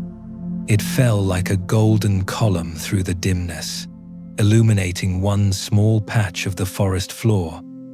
And in that single, illuminated patch, a tiny purple flower bloomed. It was just one flower, no larger than a coin, growing quietly between the roots of a massive, ancient tree. The flower was ordinary and simple, yet caught in that perfect beam of sunlight, it seemed to glow as if lit from within. The purple petals seemed almost translucent, and the yellow center radiated a visible warmth against the deep darkness of the surrounding forest. This small, unnoticed flower shone like a brilliant jewel. They stood in silence, watching the light. The beam of sunlight shifted slightly as the wind moved the far-off branches, wavered, dimmed, then strengthened again. The flower remained still, simply receiving whatever light reached it. It neither asked for more, nor resisted when the light briefly faded. It remained itself, whole and complete even in the shadow. After several minutes, Ryota spoke quietly. "What do you see?" "A flower," Amy said, catching the sunlight. "Look more carefully," he invited. Amy observed again. The flower was not striving, not reaching, not trying to attract the light. It was simply existing in its place. And when the light arrived, it received that gift fully. "The flower does not worry whether it will receive light again," Ryota said softly. "It does not spend its energy thinking about all the dark places in the forest where light never reaches. It simply exists here in this moment, and when light comes, it receives that light fully." Amy felt tears prick her eyes. This beam of light found its way through thousands of leaves. Ryota continued. It traveled all the way from the sun to illuminate this one small flower. And the flower did not question whether it deserved this light. It simply accepted what was offered. He turned to look at Amy. "Your heart is heavy. Your life holds real difficulties. But in this moment, Standing here, breathing this air, seeing this flower, what is actually wrong? Amy opened her mouth to list her problems, but something stopped her. In this single breath, in this moment, what was truly happening? Her father's illness was real, but it was not occurring right now on this path. Her stress was real, but it was not present in this forest. What was actually present was the cool air, the forest scent, the sound of her own breath, and the sight of a small flower. None of these things were problems. They were simply what was here. But the problems still exist, she said quietly. Yes, Ryota agreed. They are real, but they are not happening in this moment. This moment contains only what it contains. And when you can be present with this moment, you might discover that it holds something your worry has been blocking you from seeing. They continued walking, and Amy found her attention drawn outward now, rather than consumed inward. She noticed more shafts of light breaking through the canopy, and small clearings where wildflowers grew. She realized how many moments of simple beauty she had been missing while lost in her thoughts. They reached a small stream, and Ryota knelt to cup his hands and drink. Amy did the same. The water was cold and clear, tasting purely of stone and earth. As she drank, she realized she could not remember the last time she had truly tasted water. This water, this moment of drinking, was complete in itself. Your problems are real, Ryota said, settling on a rock beside the stream.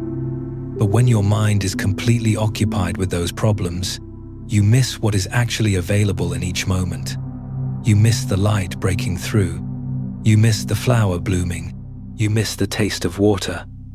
But how does noticing these things help with my actual problems? Amy asked. Perhaps it does not help solve them, but it reveals something important. That your life is not only your problems. That even in difficult times, moments of simple joy are available. That suffering is real, but it is not the only reality. There is also this stream, this rock, this sky, visible through the trees. All of this is equally real. Amy sat beside him. For a moment, the weight she had been carrying seemed to lighten, not because her problems had disappeared, but because she remembered there was more to her life than those problems.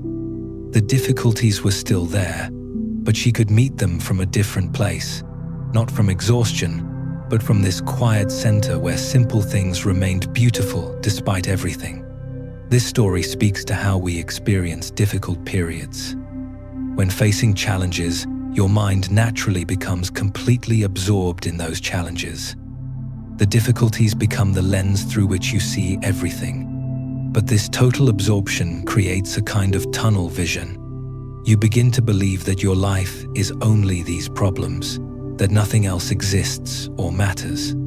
In this state, you lose contact with the parts of your life that remain fundamentally untouched. The flower was not pretending the surrounding darkness did not exist. The darkness was real. But the flower did not refuse to receive light because other places were dark. It simply existed where it was, and when light came, it accepted that light fully. This is not about pretending your problems do not matter. Your pain is valid, but your difficulties are not the totality of your experience. Even in the midst of serious challenges, there are still moments that contain simple goodness. The taste of food, the feeling of warm water, the sound of laughter. When you can be present with what is actually happening in this moment, you might discover that this moment is often more bearable than the story your mind tells about your life. The story includes all your difficulties past, future, worries, regrets. But this moment, this single moment of experience, usually contains something simpler. Right now, as you rest here, is this moment unbearable, or is it actually okay? Your body is supported, your breath is moving. In this moment, separated from all the story about your life, what is the actual quality of experience? This points to how much additional suffering we create through the constant mental rehearsal of our difficulties. Ryota's question to Amy was precise. In this moment, what is actually wrong? This moment, like most moments when you examine them directly, often contains more simplicity than your thoughts suggest. The shaft of light, finding its way through the dense forest, is like those moments of simple joy that break through even difficult periods. A kind word, unexpected laughter, the pleasure of stretching your body. These moments come not because you have solved your problems, but because they are part of the texture of life, regardless of what else is happening. When you notice these moments, really receive them, like the flower receives light, they remind you that your capacity for joy has not been destroyed by difficulty, that your life still holds beauty alongside struggle, that you are not only the person with problems, you are also the person who can taste water and see flowers and feel sunlight on your skin. This recognition can change how you carry your difficulties. It doesn't make them disappear, but it gives you a place to rest, a reminder that you are larger than your problems. The flower does not refuse light because it knows darkness will return. It receives what comes when it comes. Your breath right now is one of those beams of light. Simple, always available, neither solving your problems nor requiring their absence. Just here, moving in and out moment by moment, and in the spaces between your thoughts about your life, there is life itself, present, immediate, available, waiting not for your problems to end, but for your attention to arrive. When the heart is heavy, the difficulties cast a vast, consuming shadow over our perception. Like the dense forest canopy, our problems can block out the simple, undeniable reality of grace that is always present. The flower did not deny the darkness, but it did not refuse the light either. It simply received what came, when it came. This resilience is crucial. The capacity to allow joy to exist alongside suffering. Bring your awareness now to the simple goodness that still persists in this moment, regardless of what chaos the mind might recall. Feel the softness of the surface supporting your body that is goodness. Feel the constant, quiet labor of your lungs drawing breath that is goodness. Hear the stillness around you, undisturbed by the world's urgent demands that is goodness. You are not required to manufacture happiness. You are simply asked to notice the quiet, subtle goodness that is already here, present in the simple fact of your awareness. This is not a denial of your pain, but a recognition that the pain does not occupy every single moment. The light does not need your permission to break through. When you are lost in worry, you are only experiencing your thoughts about your problems, not the problem itself. Let your body become heavy, surrendering the mental effort of remembering every shadow.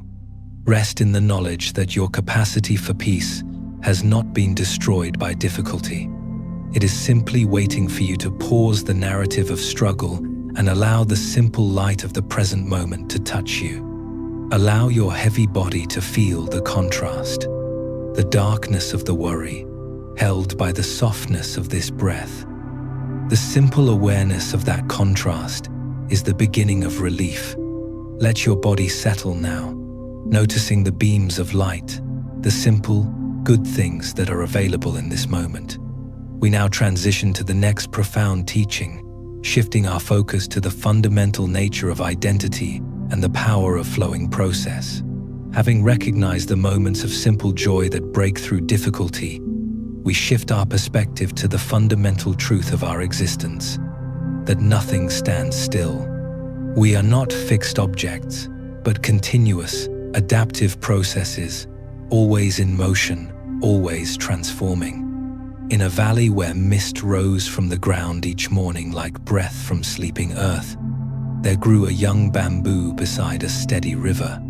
The bamboo was only a few seasons old, but already showed the distinctive straight growth and segmented form of its kind. It stood on the riverbank, its roots reaching deep into the rich soil. The river that flowed beside the bamboo was ancient. It had carved this valley over countless years, shaping stone and earth with patient persistence. The water was clear and moved with a constant current that never ceased. The bamboo was endlessly fascinated by this river. Unlike the bamboo, which remained rooted in one place, the river was always moving, always going somewhere. Yet, it also seemed to remain completely itself. The water flowing past at this moment was different water than had flowed past a moment ago. Yet the river continued, recognizable and constant. One night, under a moon so bright it painted everything silver, the bamboo heard a voice that seemed to come from the river itself. "Why do you watch me so closely, young bamboo?" the voice asked, gentle as the current. "I watch because I wonder," the bamboo answered. "You are always moving, yet you never seem lost. You are always changing, yet you remain yourself. How is this possible?" The river made a sound like quiet laughter. "I remain myself by changing.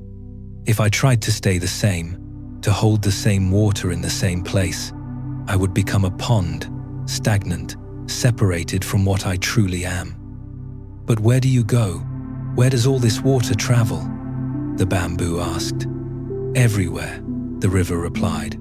"To the sea, where I become part of something larger.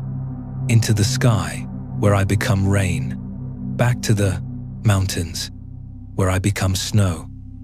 I flow through many forms, many places, many expressions, but I remain water, remain flow, remain myself." The bamboo swayed gently, considering this. "I cannot move like you. I am rooted here. I grow in only one direction. I seem to have only one form." "Look at yourself more carefully," the river suggested. "Do you think you are only what you see?"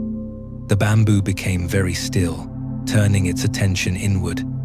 Even standing still, the bamboo was full of movement, full of transformation. Its hollow stems carried nutrients upward. Its leaves breathed in sunlight and air. "I see," the bamboo said slowly. "I am also flowing, just in a different way."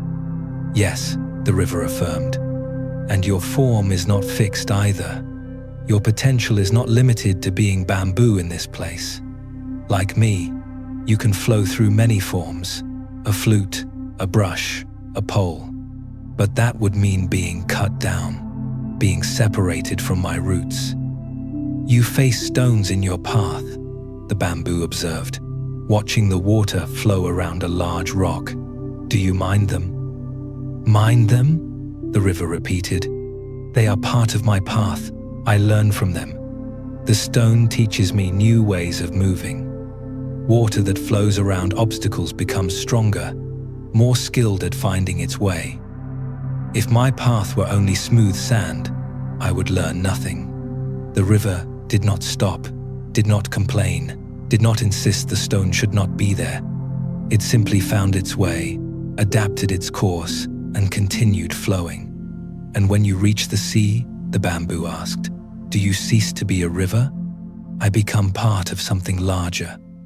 The river form dissolves, but the water continues in waves, in currents, in the air above the ocean. The form changes, but nothing is lost. I am still water, still flowing, still myself in a deeper sense than any single form can contain. A breeze moved through the valley, and the bamboo swayed with it. For the first time, it felt this swaying not as something happening to it, but as something it was actively participating in. The wind and the bamboo were flowing together, meeting each other. "I think I understand," the bamboo said. "I have been seeing myself as a fixed thing, but I am actually a process like you. I am bambooing, not just bamboo, growing, changing, transforming, even while appearing to stand still." "Now you see clearly," the river replied. "Nothing stands still. Everything flows. The question is not whether you will change, but whether you will resist that change or flow with it. Resistance creates suffering. Flow creates life. Years later, one of those stems had become a flute. A musician held it to her lips and blew gently. The air moved through the hollow bamboo, creating music. The bamboo had become song, had become beauty expressed in a completely different form. But it was still bamboo, still itself in its essence, just flowing through another expression. The river had taught well. Change is not the enemy of identity, but its expression. This story illuminates one of the most liberating insights in Zen understanding: the recognition that you are not a fixed thing, but a flowing process. Most of the time, we experience ourselves as a solid, stable entity, and change feels like something that threatens our identity. But what if your identity is not fixed? What if the sense of being a stable self is actually a useful fiction, but not the deepest truth? The river teaches that identity can be held more loosely. Think about how much you have already changed. Your body replaces most of its cells constantly. Your thoughts, preferences, and understanding have all evolved. In what sense are you the same person you were 10 years ago? Yet there is continuity, a thread of awareness that has witnessed all these changes. You are both changing and continuous. Like water that flows through many forms while remaining water, you flow through many experiences and phases while something essential continues. The continuous process of being aware.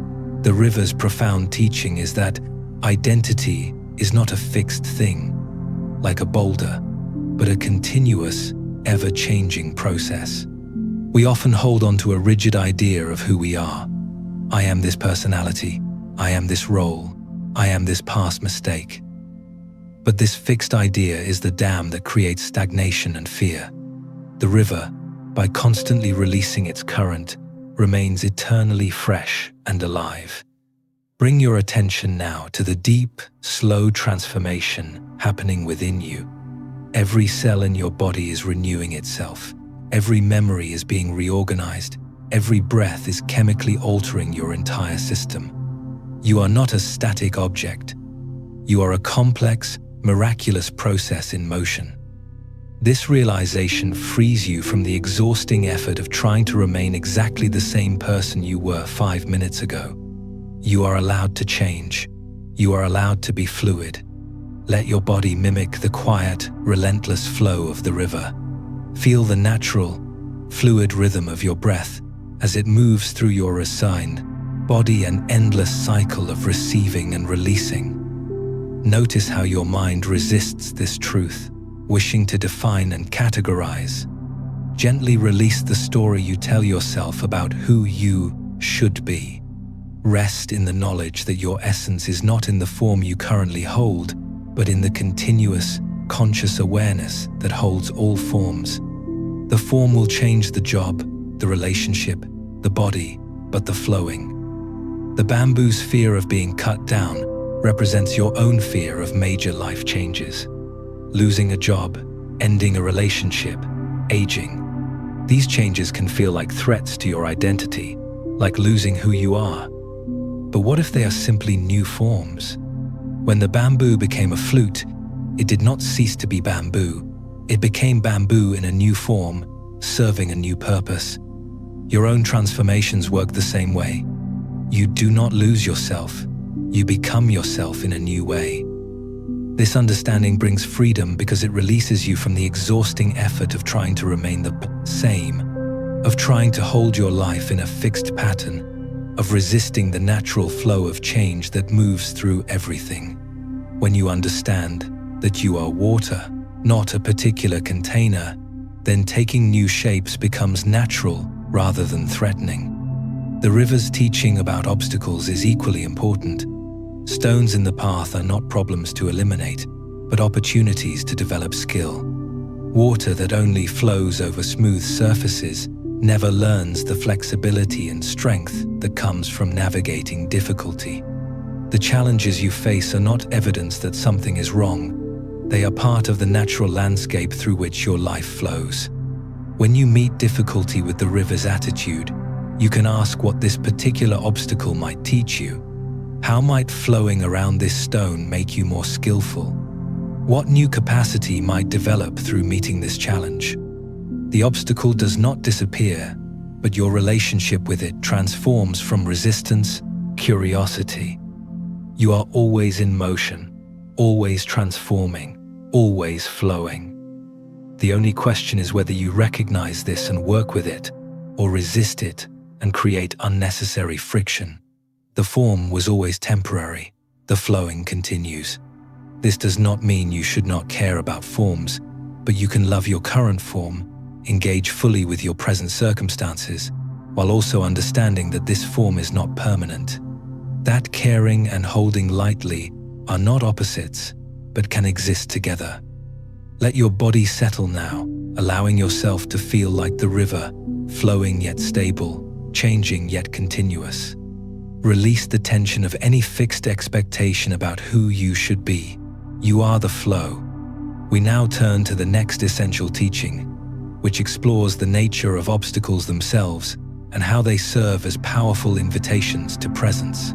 Having recognized that our existence is a flowing process, we now accept that resistance is inevitable and that the friction created by difficulty is precisely what forces us to wake up. The challenges we seek to eliminate are often the very invitations to awareness that we most need. In a monastery perched on a mountainside, where stone paths wound between the quiet buildings, a young monk named Ichiro walked the same route every morning. His task was simple: to walk from the sleeping quarters to the meditation hall, then continue to the kitchen to prepare the morning meal. He had walked this path hundreds of times. Every stone was familiar, every turn expected. Ichiro walked this familiar path with his mind often elsewhere, planning his day, reviewing his studies, sometimes caught in worries or hopes. His feet knew the way without conscious attention, so his mind was free to wander wherever it wished. One morning in late autumn, the first frost had arrived overnight. As Ichiro walked his route, his mind was completely occupied with a conversation he had had the day before. Another monk had criticized his meditation posture, suggesting he was not progressing as quickly as he should. The criticism had stung, and Ichiro was replaying the conversation in his mind, thinking of better responses he could have given, judging himself for being hurt by such a small comment. His attention was entirely absorbed in these thoughts. His foot came down hard on a large stone that had somehow appeared in the middle of the path, a stone he had never noticed before, though it must have always been there, or perhaps rolled into the center. Regardless, it was there now, and Ichiro's foot struck it hard. He stumbled forward, catching himself, but the impact jarred him completely out of his thoughts. His knee hurt. His pride was bruised. He stood there in the dim pre-dawn light, looking down at the stone that had interrupted his walk. His first impulse was immediate and clear. He should move this stone, roll it off the path so it would not trip him again tomorrow, so it would not trip anyone else. The path, he thought, should be smooth and safe. This stone was an obstacle that needed to be removed. He bent down, ready to roll the stone off the path, but something made him pause. A question arose in his mind, unexpected and not entirely his own. Why is this stone here? Ichiro straightened up, still looking at the stone. He thought about his stumble, how it had jolted him completely out of his mental spiral. For the first time that morning, he was fully present on this path, fully aware of where he was. The stone had interrupted his distraction, had brought him back to this moment, this place, this actual experience of walking. If he removed the stone, the path would be smooth again. Tomorrow, he would walk it without obstacle, his mind free to wander wherever it wished, returning to move through this space without really being present in it. The stone would be gone, and so would this moment of unexpected awareness. He remembered something his teacher had said. The path that contains no obstacles teaches nothing. Safety is valuable, but so is awareness. Sometimes, a stone in the path is a greater gift than a smooth road. The stone was not a problem. It was a teacher. He decided to leave the stone. But not just to leave it, he chose to recognize it as a teacher. Tomorrow morning, when he walked this path, he would remember this stone was here. He would step carefully over it, and in that careful stepping, he would be present rather than distracted. The stone would serve as a constant reminder to bring his attention to where he actually was. As he continued toward the kitchen, Ichiro thought about other obstacles in his life. The criticism that had hurt him, the difficulty of his studies, the challenges of living in community. His natural impulse was always to try to remove these obstacles, to defend himself, to find easier subjects. But what if these obstacles were also teachers? What if his hurt feelings about criticism were showing him an attachment to being seen as competent? What if difficult studies were developing patience and persistence? He did not need to seek out obstacles, they arrived naturally, like this stone appearing in his path. But when they appeared, he could choose how to meet them, with resentment that they should not be there, or with curiosity about what they might teach. Days passed. Each morning, Ichiro walked the path and stepped carefully over the stone. Each time, it successfully brought him present. Other monks began to notice it, and it became a kind of informal teaching tool. The monks who walked mindlessly would trip. The monks who walked with presence would step over it easily. One morning, his teacher, Master Sato, asked him, "The stone is your teacher now?" "Yes, Master," Ichiro replied. "It teaches me to be present, to watch where I place my feet, to not walk through my life, lost in thought. And I choose to leave it there because it is an obstacle. The obstacle is the teaching." Master Sato nodded approvingly. Most people spend their lives trying to create perfectly smooth paths, removing every difficulty, avoiding every challenge. And in doing so, they remove the very things that could wake them up, that could teach them to be truly alive and aware. The path of your life contains smooth sections and difficult sections. Both are necessary. Both serve your development. And sometimes, the obstacles you most want to remove are the very things that are inviting you to wake up, to pay attention, to be present with your actual life, rather than the fantasy of a life without difficulty. This story speaks to the automatic assumption that obstacles should be removed.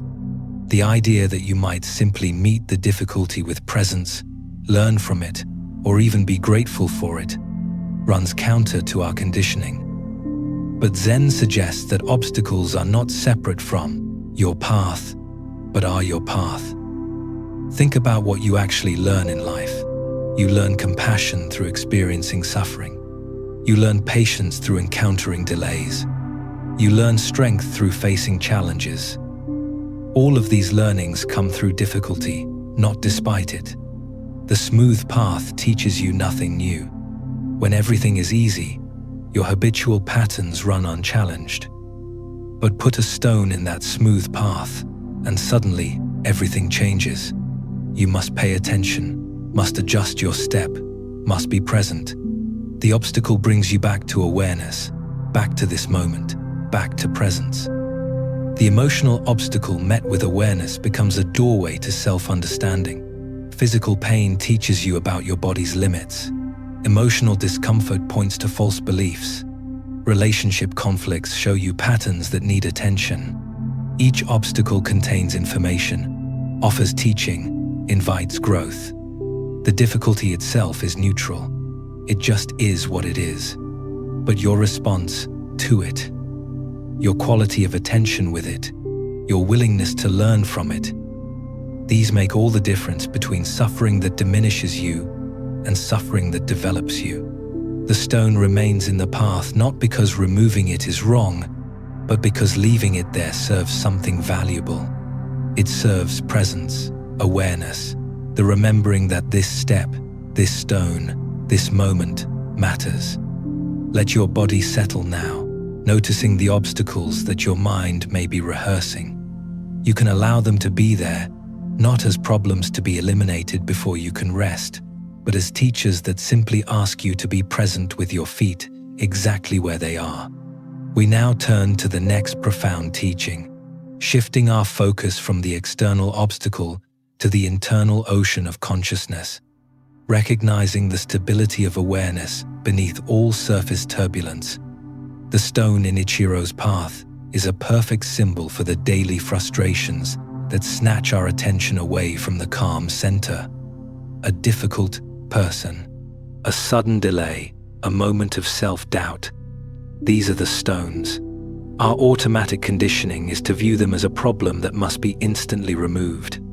But by removing the stone, we remove the very thing that forced us to wake up and pay attention. The obstacle is the necessary friction that demands presence. When the path is smooth, the mind wanders freely into worry, self-judgment, and distraction. When the stone appears, your foot must adjust, your eye must focus, and you are brought entirely back to the simple reality of this step, right now. Consider the obstacles you are currently trying to eliminate from your life. Are you fighting a delay?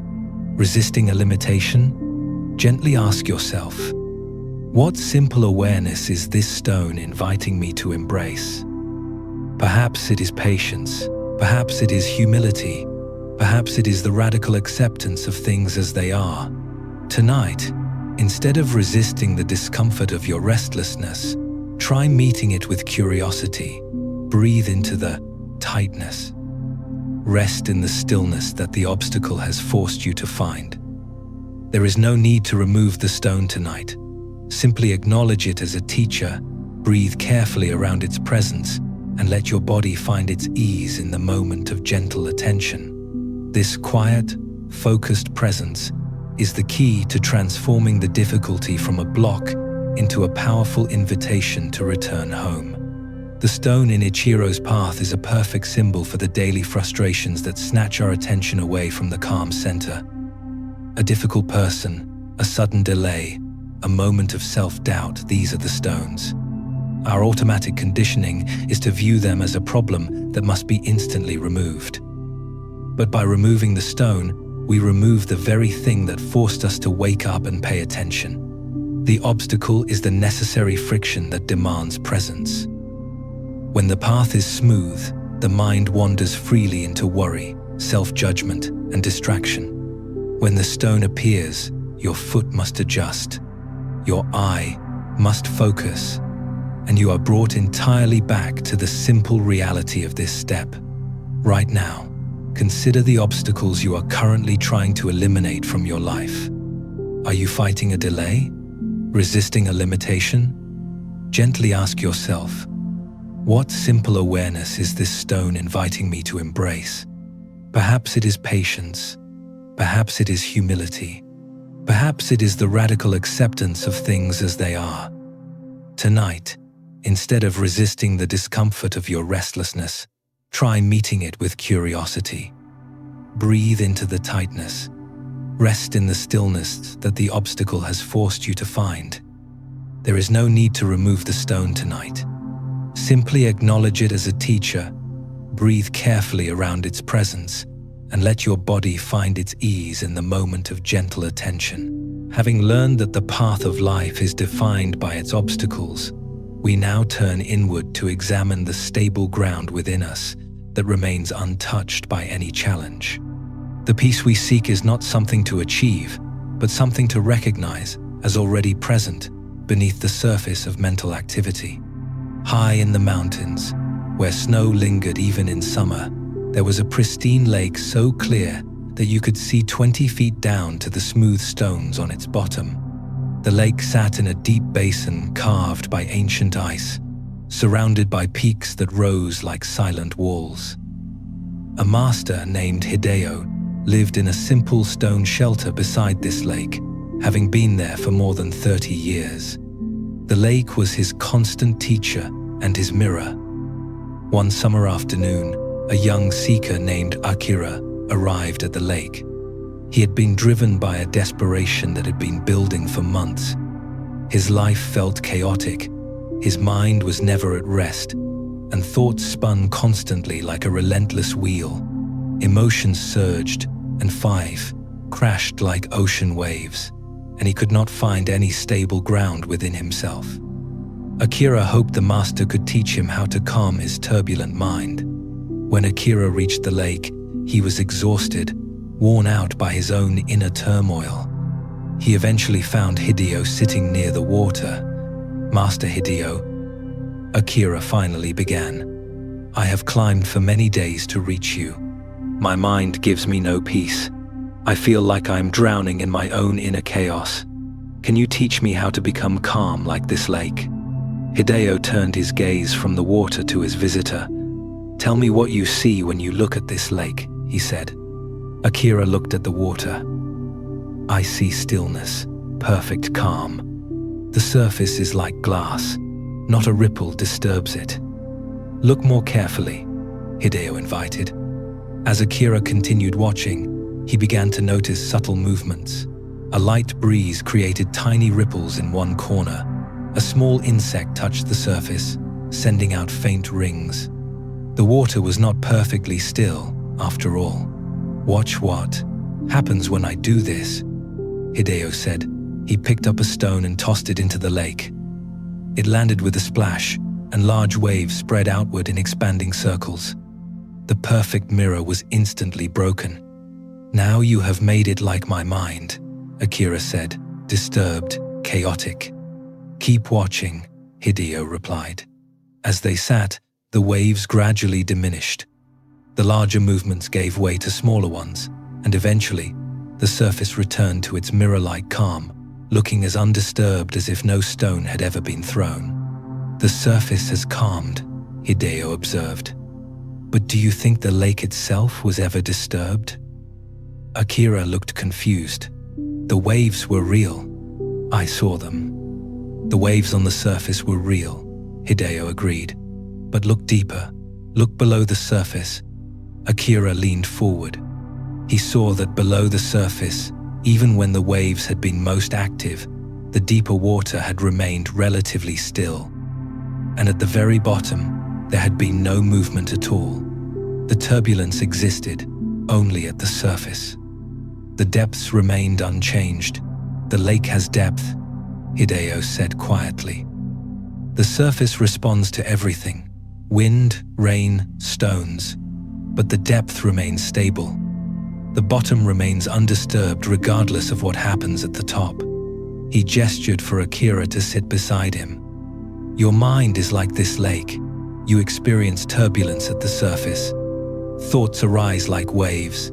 Emotions surge like currents. This is natural. This is what the surface does. But beneath this surface activity, there is depth. And in that depth, there is a stillness that is never disturbed by surface waves." "But I do not feel this depth," Akira said. "I only feel the chaos." "That is because your attention is caught at the surface," Hideo explained. "You identify with the waves. You think the turbulence is all you are, but the waves are not the lake. They are movements on the lake, temporary patterns that arise and fade. The lake itself is deeper than any wave." Hideo picked up another, smaller, stone. "Watch carefully now." He dropped it gently. Small ripples spread out, but they quickly faded. A small disturbance creates small waves. A large disturbance creates large waves. But the lake's capacity to hold disturbance, the vast space of water itself, remains the same. It can hold any size wave without being destroyed by it. Akira began to understand. "You are saying that I am not my thoughts and emotions. I am the awareness that holds them." "Not just holds them," Hideo corrected. "You are the depth in which they appear. Thoughts arise in awareness like waves arising on water. They move across the surface of your mind. But the awareness itself, the vast space of consciousness in which thoughts appear, that is never disturbed by any thought. It simply witnesses, simply is." Hideo taught Akira to shift his attention from the content of his mind to the space in which that content appeared. When a thought arose, instead of following it or fighting it, he was to simply notice that awareness of the thought was present. This noticing, this awareness of awareness, was like diving beneath the surface waves. At first, Akira could only maintain this depth for moments before being pulled back to the surface movements. But with practice, the moments grew longer. He began to feel the difference between the waves of thought and the depth that held them. The turbulence will not stop, Hideo explained. Your mind will continue generating thoughts. Emotions will continue arising. This is natural and healthy. The surface is meant to be active. But when you know yourself as the depth, when you can rest in awareness rather than being caught in the content of awareness, the surface activity stops disturbing you. It becomes something you witness rather than something you are. This depth has always been here, Akira said with wonder. I've been living at the surface my entire life, not knowing there was anything below. The depth is what you most fundamentally are, Hideo replied. Not your thoughts, not your emotions, not your story about yourself. You are the awareness in which all of that appears. Thoughts come and go, feelings rise and fall. But the awareness that knows thoughts and feelings, that awareness is constant. It is here in childhood and old age, unchanging while everything else changes. This teaching points to one of Zen Buddhism's most profound insights, that what you most essentially are is not the changing content of your experience, but the unchanging awareness in which experience occurs. This awareness is so obvious that it is easily overlooked. It is spacious enough to hold many things simultaneously. It is clear enough to know experience directly. And most importantly, it is never disturbed by what it contains. When you feel anxious, awareness knows the anxiety, but is not anxious. When your mind is full of chaotic thoughts, awareness witnesses that chaos, but is not chaotic. Like the lake's depth, your fundamental awareness remains unchanged by any mental or emotional weather. This is not something you need to create or achieve. You are already this awareness. You need only turn your attention from what you are aware of to the awareness itself. This is your true home, the place within you that has never been broken by anything that has happened to you. The lake is the perfect mirror for your own consciousness. You live at the surface, identifying with the turbulence, the waves of anxiety, the ripples of daily thought, the sudden splash of emotion. When the stone of worry is thrown, the surface reacts violently. But the truth is, the waves are not the lake. They are temporary movements on the lake. The realization Hideo offered is your ultimate refuge. Your fundamental self is the depth, vast, still, and entirely undisturbed by any surface activity. Your anger does not make awareness angry. Your fear does not make awareness afraid. Awareness simply holds the space for these movements to arise, exist, and dissolve. Tonight, you are invited to consciously shift your identity from the restless waves to the quiet, deep water. Feel your body sinking past the surface chatter of your mind, sinking into the vast, silent depths of your consciousness. The thoughts will continue, but they lose their power to define you when you refuse to engage with them. Rest in the deep, unchanging stillness that is always present, always available, always clear. This depth is your home. It is your unconditional safety. Let your body grow impossibly heavy, sinking into the calm certainty of your own boundless awareness. Rest now, turning your attention from the waves to the water that holds them. Feel the peace that is available when you recognize your true position, vast, clear, and fundamentally undisturbed. We now turn to the final story of our journey, shifting our focus from internal stability to external connection, and the relief that comes from realizing we are not isolated. Having recognized the stable depth of our internal awareness, we turn outwards one last time to address the most fundamental illusion, the belief that we are separate and alone. True rest comes when we release the burden of individual isolation and remember that we are part of something vast, supported, and whole. In a forest so old that no one could remember when the first trees were planted, there lived a quiet gardener named Kohana. She tended a magnificent grove that was known not for any single specimen, but for the profound way all the trees, oak, pine, maple, and cedar, seemed to grow in absolute harmony. Each species thrived in its own way while contributing essential life to the whole. At the very center of this grove stood a tree that was remarkable in its size, tall and broad, with thick branches that spread wide. By every external measure, it was a perfect specimen. Yet, Kohana sensed something about this tree that troubled her. Despite its magnificent appearance, it seemed somehow restless. Its leaves rustled differently than the others, as if agitated by an invisible, internal wind. There was a quality of striving about it that seemed out of place in the peaceful forest. One autumn morning, a wanderer named Haru entered the forest. As he walked among the trees, he was struck by their beauty and the profound sense of collective harmony they created. But when he reached the center and saw the magnificent tree, he too was puzzled. "It is the most impressive tree here," he noted, "yet it seems somehow unsettled. Why would such a perfect tree appear troubled?" Kohana set down her tools. "This tree has everything: strong roots, healthy growth, plenty of light and water. By all measures, it should be completely at peace." "Yet you are right," she said. "There is restlessness here."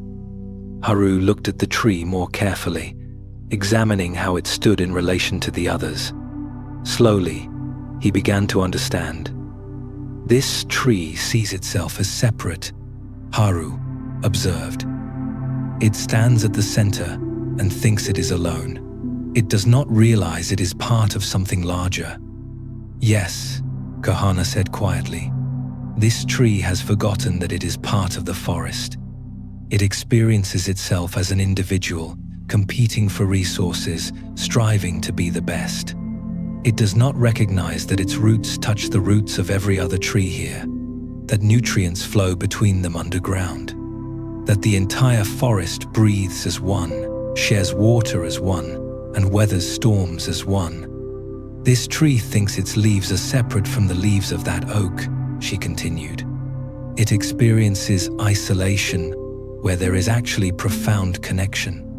And this feeling of separation creates a subtle suffering that no amount of individual perfection can resolve." "How can a tree forget it is part of a forest?" Haru asked. "How can it not know what seems so obvious?" "The same way a person can forget they are part of humanity," Kohana replied. "The same way a wave can forget it is part of the ocean. We focus so much on our individual form, our separate existence, that we lose sight of the larger whole we are expressing. We define ourselves by our boundaries rather than by our connections." She gestured to the grove. "The other trees grow in relationship. Their roots intertwine. Their branches create space for each other. They are individual expressions of the forest's life, not separate entities competing for survival. And this is why they seem peaceful, while the central tree seems restless." Haru sat down at the base of the magnificent tree. "I think I am like this tree," he said quietly. "I have been experiencing my life as mine alone, my struggles as separate from everyone else's struggles. I have been living as if I were an isolated being, rather than part of something vast and interconnected." "Most people live this way," Kohana agreed gently. "It is the fundamental confusion. The deeper truth is that we are like waves in the ocean. Each wave has its own form, but it is never separate from the ocean. It is the ocean temporarily taking this particular shape. This tree's roots touch the roots of dozens of other trees. Through those connections, nutrients are shared. Young saplings are fed by older trees. The entire forest functions as a single organism, and humans are like this as well. The air you breathe was just exhaled by this tree. The water in your body came from the same sky. You are not separate from the world. You are an expression of it. Haru felt a loosening of a tightness he had not known he was carrying. The immense sense of being alone, of facing life as an isolated individual, began to dissolve. So the tree's restlessness comes from forgetting this connection? Haru asked. Yes. And when a human forgets this connection, the same restlessness arises. You feel you must defend yourself against the world, must compete, must prove your worth as an individual. All of this creates enormous stress. But when you remember you are part of the whole, that stress dissolves. The illusion of separation is strong, Kohana said as Haru prepared to leave. But each time you remember, the remembering becomes easier. Each time you recognize your connection to the whole, that recognition becomes more stable, until eventually you live from that understanding rather than having to constantly remind yourself of it. This story illuminates perhaps the most fundamental misunderstanding in human experience: the belief that you are separate. Your body is made of elements that came from the earth, constantly being exchanged with the environment. The boundary between you and the world is not solid. It is permeable, with a constant flow in both directions. The tree suffered from the illusion that it stood alone, but its roots touched every other tree's roots. It was never separate, but believing it was separate created restlessness. You experience this same restlessness when you feel isolated, when you believe you must face life's challenges alone. Zen suggests that this belief in separation is a profound illusion. You are deeply, intimately connected to everything around you, to the people in your life, to the natural world that sustains you, to the vast web of causes and conditions that brought you into existence. When you recognize this, the burden of being a separate individual, facing everything alone, becomes lighter. You realize you are part of something vast and interconnected, that you are supported by systems you rarely notice. This recognition does not mean you lose your individuality. The wave is still a wave, even while being inseparable from the ocean. You have your own form, your own expression, but you are not separate from the whole. You are the whole temporarily expressing itself as you. When you realize this, things shift. Competition feels less urgent because you recognize that others' success is not your failure. Compassion becomes natural because others' suffering is recognized as connected to your own experience. The magnificent tree could finally rest when it remembered it was part of the forest. You too can find rest in remembering you are part of the vast web of existence. Not alone, not separate, not isolated, but connected, supported, held by something infinitely larger than any individual form.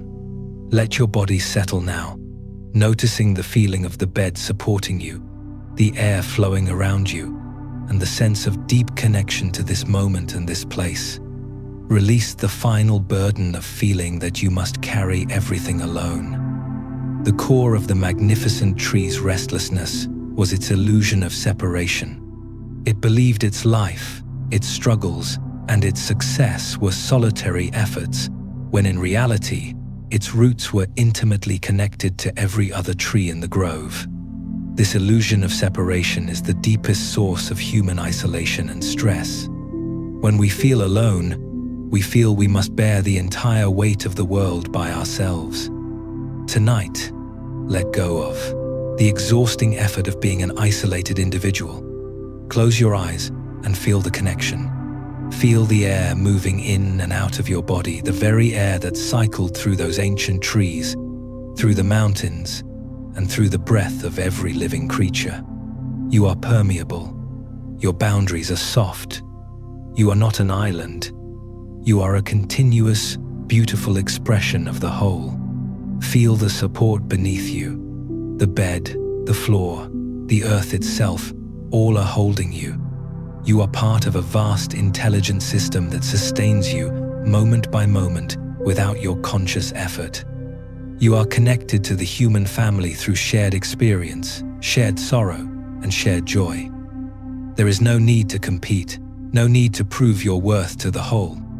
Rest in the knowledge that you are supported, you are connected, and you belong. Let the peace of belonging wash over you, releasing the tension held in your heart and mind as you prepare for the deepest rest. We now move to our final contemplation, the conclusion and closing, gathering all these threads of wisdom into a final invitation to rest.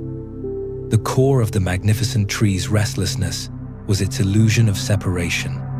It believed its life, its struggles, and its success were solitary efforts, when in reality, its roots were intimately connected to every other tree in the grove. This illusion of separation is the deepest source of human isolation and stress. When we feel alone, we feel we must bear the entire weight of the world by ourselves. Tonight, let go of the exhausting effort of being an isolated individual. Close your eyes and feel the connection. Feel the air moving in and out of your body, the very air that cycled through those ancient trees, through the mountains, and through the breath of every living creature. You are permeable. Your boundaries are soft. You are not an island. You are a continuous, beautiful expression of the whole. Feel the support beneath you. The bed, the floor, the earth itself, all are holding you. You are part of a vast, intelligent system that sustains you moment by moment without your conscious effort. You are connected to the human family through shared experience, shared sorrow, and shared joy. There is no need to compete, no need to prove your worth to the whole. Rest in the knowledge that you are supported, you are connected, and you belong. Let the peace of belonging wash over you, releasing the tension held in your heart and mind as you prepare for the deepest rest. We return now to deepen the essential insights we have gathered, weaving the threads of presence, flow, and connection into the stable fabric of rest. This is not a new lesson, but a time for the teachings to settle from the surface of the mind into the deep, quiet knowing of the body. Let us recall the lesson of non-resistance taught by the flourishing garden. We learned that the true source of exhaustion is not the difficulty itself, but the second layer of suffering, the internal friction created by resisting what is already present. To fully absorb this wisdom, you can notice how your body holds this resistance. Perhaps the jaw is subtly clenched, the shoulders are pulled tight, or the abdomen is slightly braced, anticipating the next moment of effort. These physical tensions are the body's attempt to stiffen against the wind, to fight the reality of the passing storm. The flower's resilience comes not from rigidity, but from a profound internal rootedness. This rootedness is the physical and emotional capacity to bend without snapping. You can invite this rootedness now by allowing the weight of your body to sink fully into the surface beneath you. Feel the simple, gravitational pull that anchors you to this moment and this place. When you feel this fundamental support, you do not need to use your own energy to hold yourself up against the world. You are held. You can allow the muscles of your neck, face, and chest to soften completely, surrendering the effort of resistance. The external challenge remains, but the internal struggle against it dissolves, leaving only the challenge itself, which, on its own, is far more manageable. This is the simple, honest peace of the rooted flower. This release flows directly into the wisdom of impermanence. When you stop fighting the present, you recognize that nothing lasts, and thus, nothing needs to be held tightly. The lesson of the teacup that is already broken gives us permission to love without clinging. The teacup, immense relief, comes from realizing that loss is not a potential failure, but a certainty that is already woven into the structure of life. When this certainty is accepted, the energy previously spent on anxious protection is released. You can appreciate the beauty of this moment, this breath, this quiet security, precisely because it is unrepeatable. Let this understanding deepen the peace you have found in the lesson of presence. The craftsman Masato taught us that the moment is always complete. Most of our inner restlessness comes from mental fragmentation, with the mind constantly escaping into memory or future planning. To counteract this, we practice the gentle return, guiding the wandering mind back to the texture of the wood, the sound of the stream, or the feeling of the breath, without self-judgment. Each return strengthens your ability to simply be where you are. This intentional return to the present moment allows us to practice the differentiation between awareness and judgment. Your awareness, the inner sky, is not your thoughts. It is the vast, unchanging space that holds the thoughts. To truly embody this truth, invite a sense of spaciousness into your inner world. Imagine the horizon of your mind widening, becoming limitless and clear. When critical thoughts, worries, or judgments appear, you can label them gently. There is a planning cloud, or there is a worry cloud, and watch them drift across this immense, open space. The sky is never disturbed by the storm. It simply provides the spaciousness for the storm to run its course. This recognition dissolves the power of the judgment to define you, leaving you resting as the undisturbed background. The stillness achieved through this spacious awareness is the essence of the lake's depth. The surface of your mind will continue to churn with waves and ripples, responding to external stimuli. But you can choose to rest your identity in the bottom of the lake, the depth that remains, stable and constant, regardless of the surface turbulence. You are the awareness, not the waves. This knowledge is your true, unshakable home. Finally, we anchor this stability in the wisdom of interconnectedness. The magnificent tree found no rest in its perfection because it believed in isolation. The illusion of separation forces us to carry the world's weight alone. But you can release this burden by remembering your profound connection to the whole. Feel the truth that your roots touch the roots of all things, that you are supported by a vast, unseen system, and you are never isolated. This remembrance creates ease. It allows the burden of individual struggle to lighten, because you recognize that you are part of a whole that is infinitely larger and wiser than any single form. Rest now in this complete feeling of rootedness and spaciousness, anchored to the earth, yet boundless as the sky. The flow of life moves through you and holds you. There is nothing left to do. As you feel all these profound teachings resting gently in your heart, let us use this moment of deep, quiet awareness to anchor the body completely in the present. As you feel all these profound teachings resting gently in your heart, let us use this moment of deep, quiet awareness to anchor the body completely in the present.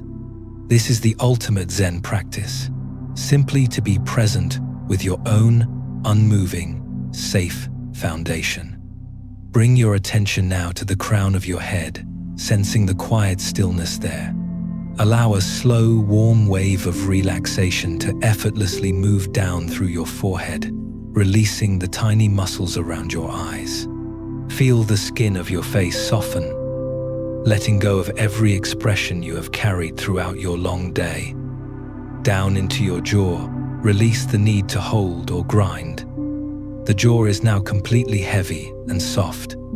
Allow this wave of heavy, peaceful energy to flow through your neck and your shoulders. The neck is long and completely unsupported.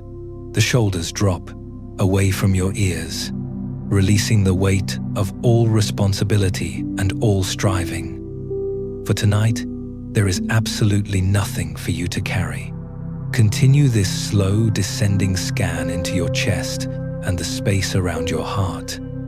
Notice the gentle, effortless movement of your breath. Do not try to change it. Simply observe it as a faithful, soft anchor to the now. The chest rises and falls with a deep, rhythmic ease, like the quiet tide on a deserted shore. Down into your belly, allow the muscles to completely soften, releasing any residual knots of anxiety or tension held there. The entire core of your body is now heavy, soft, and still.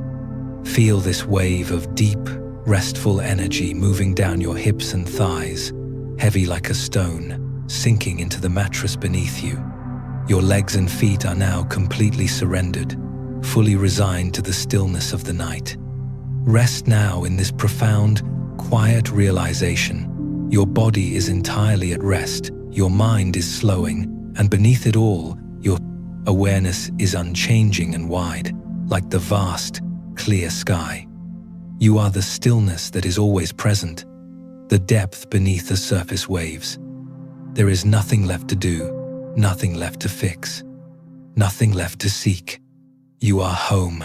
As we gently conclude this long journey through the ancient teachings, allow these stories now deepened and settled to finally rest within your awareness. The insights you have gathered tonight are not separate from each other, but are like branches on a single vast living tree. Each one points toward the same singular truth, that peace is found not by desperately trying to change what is, but by understanding what is more clearly.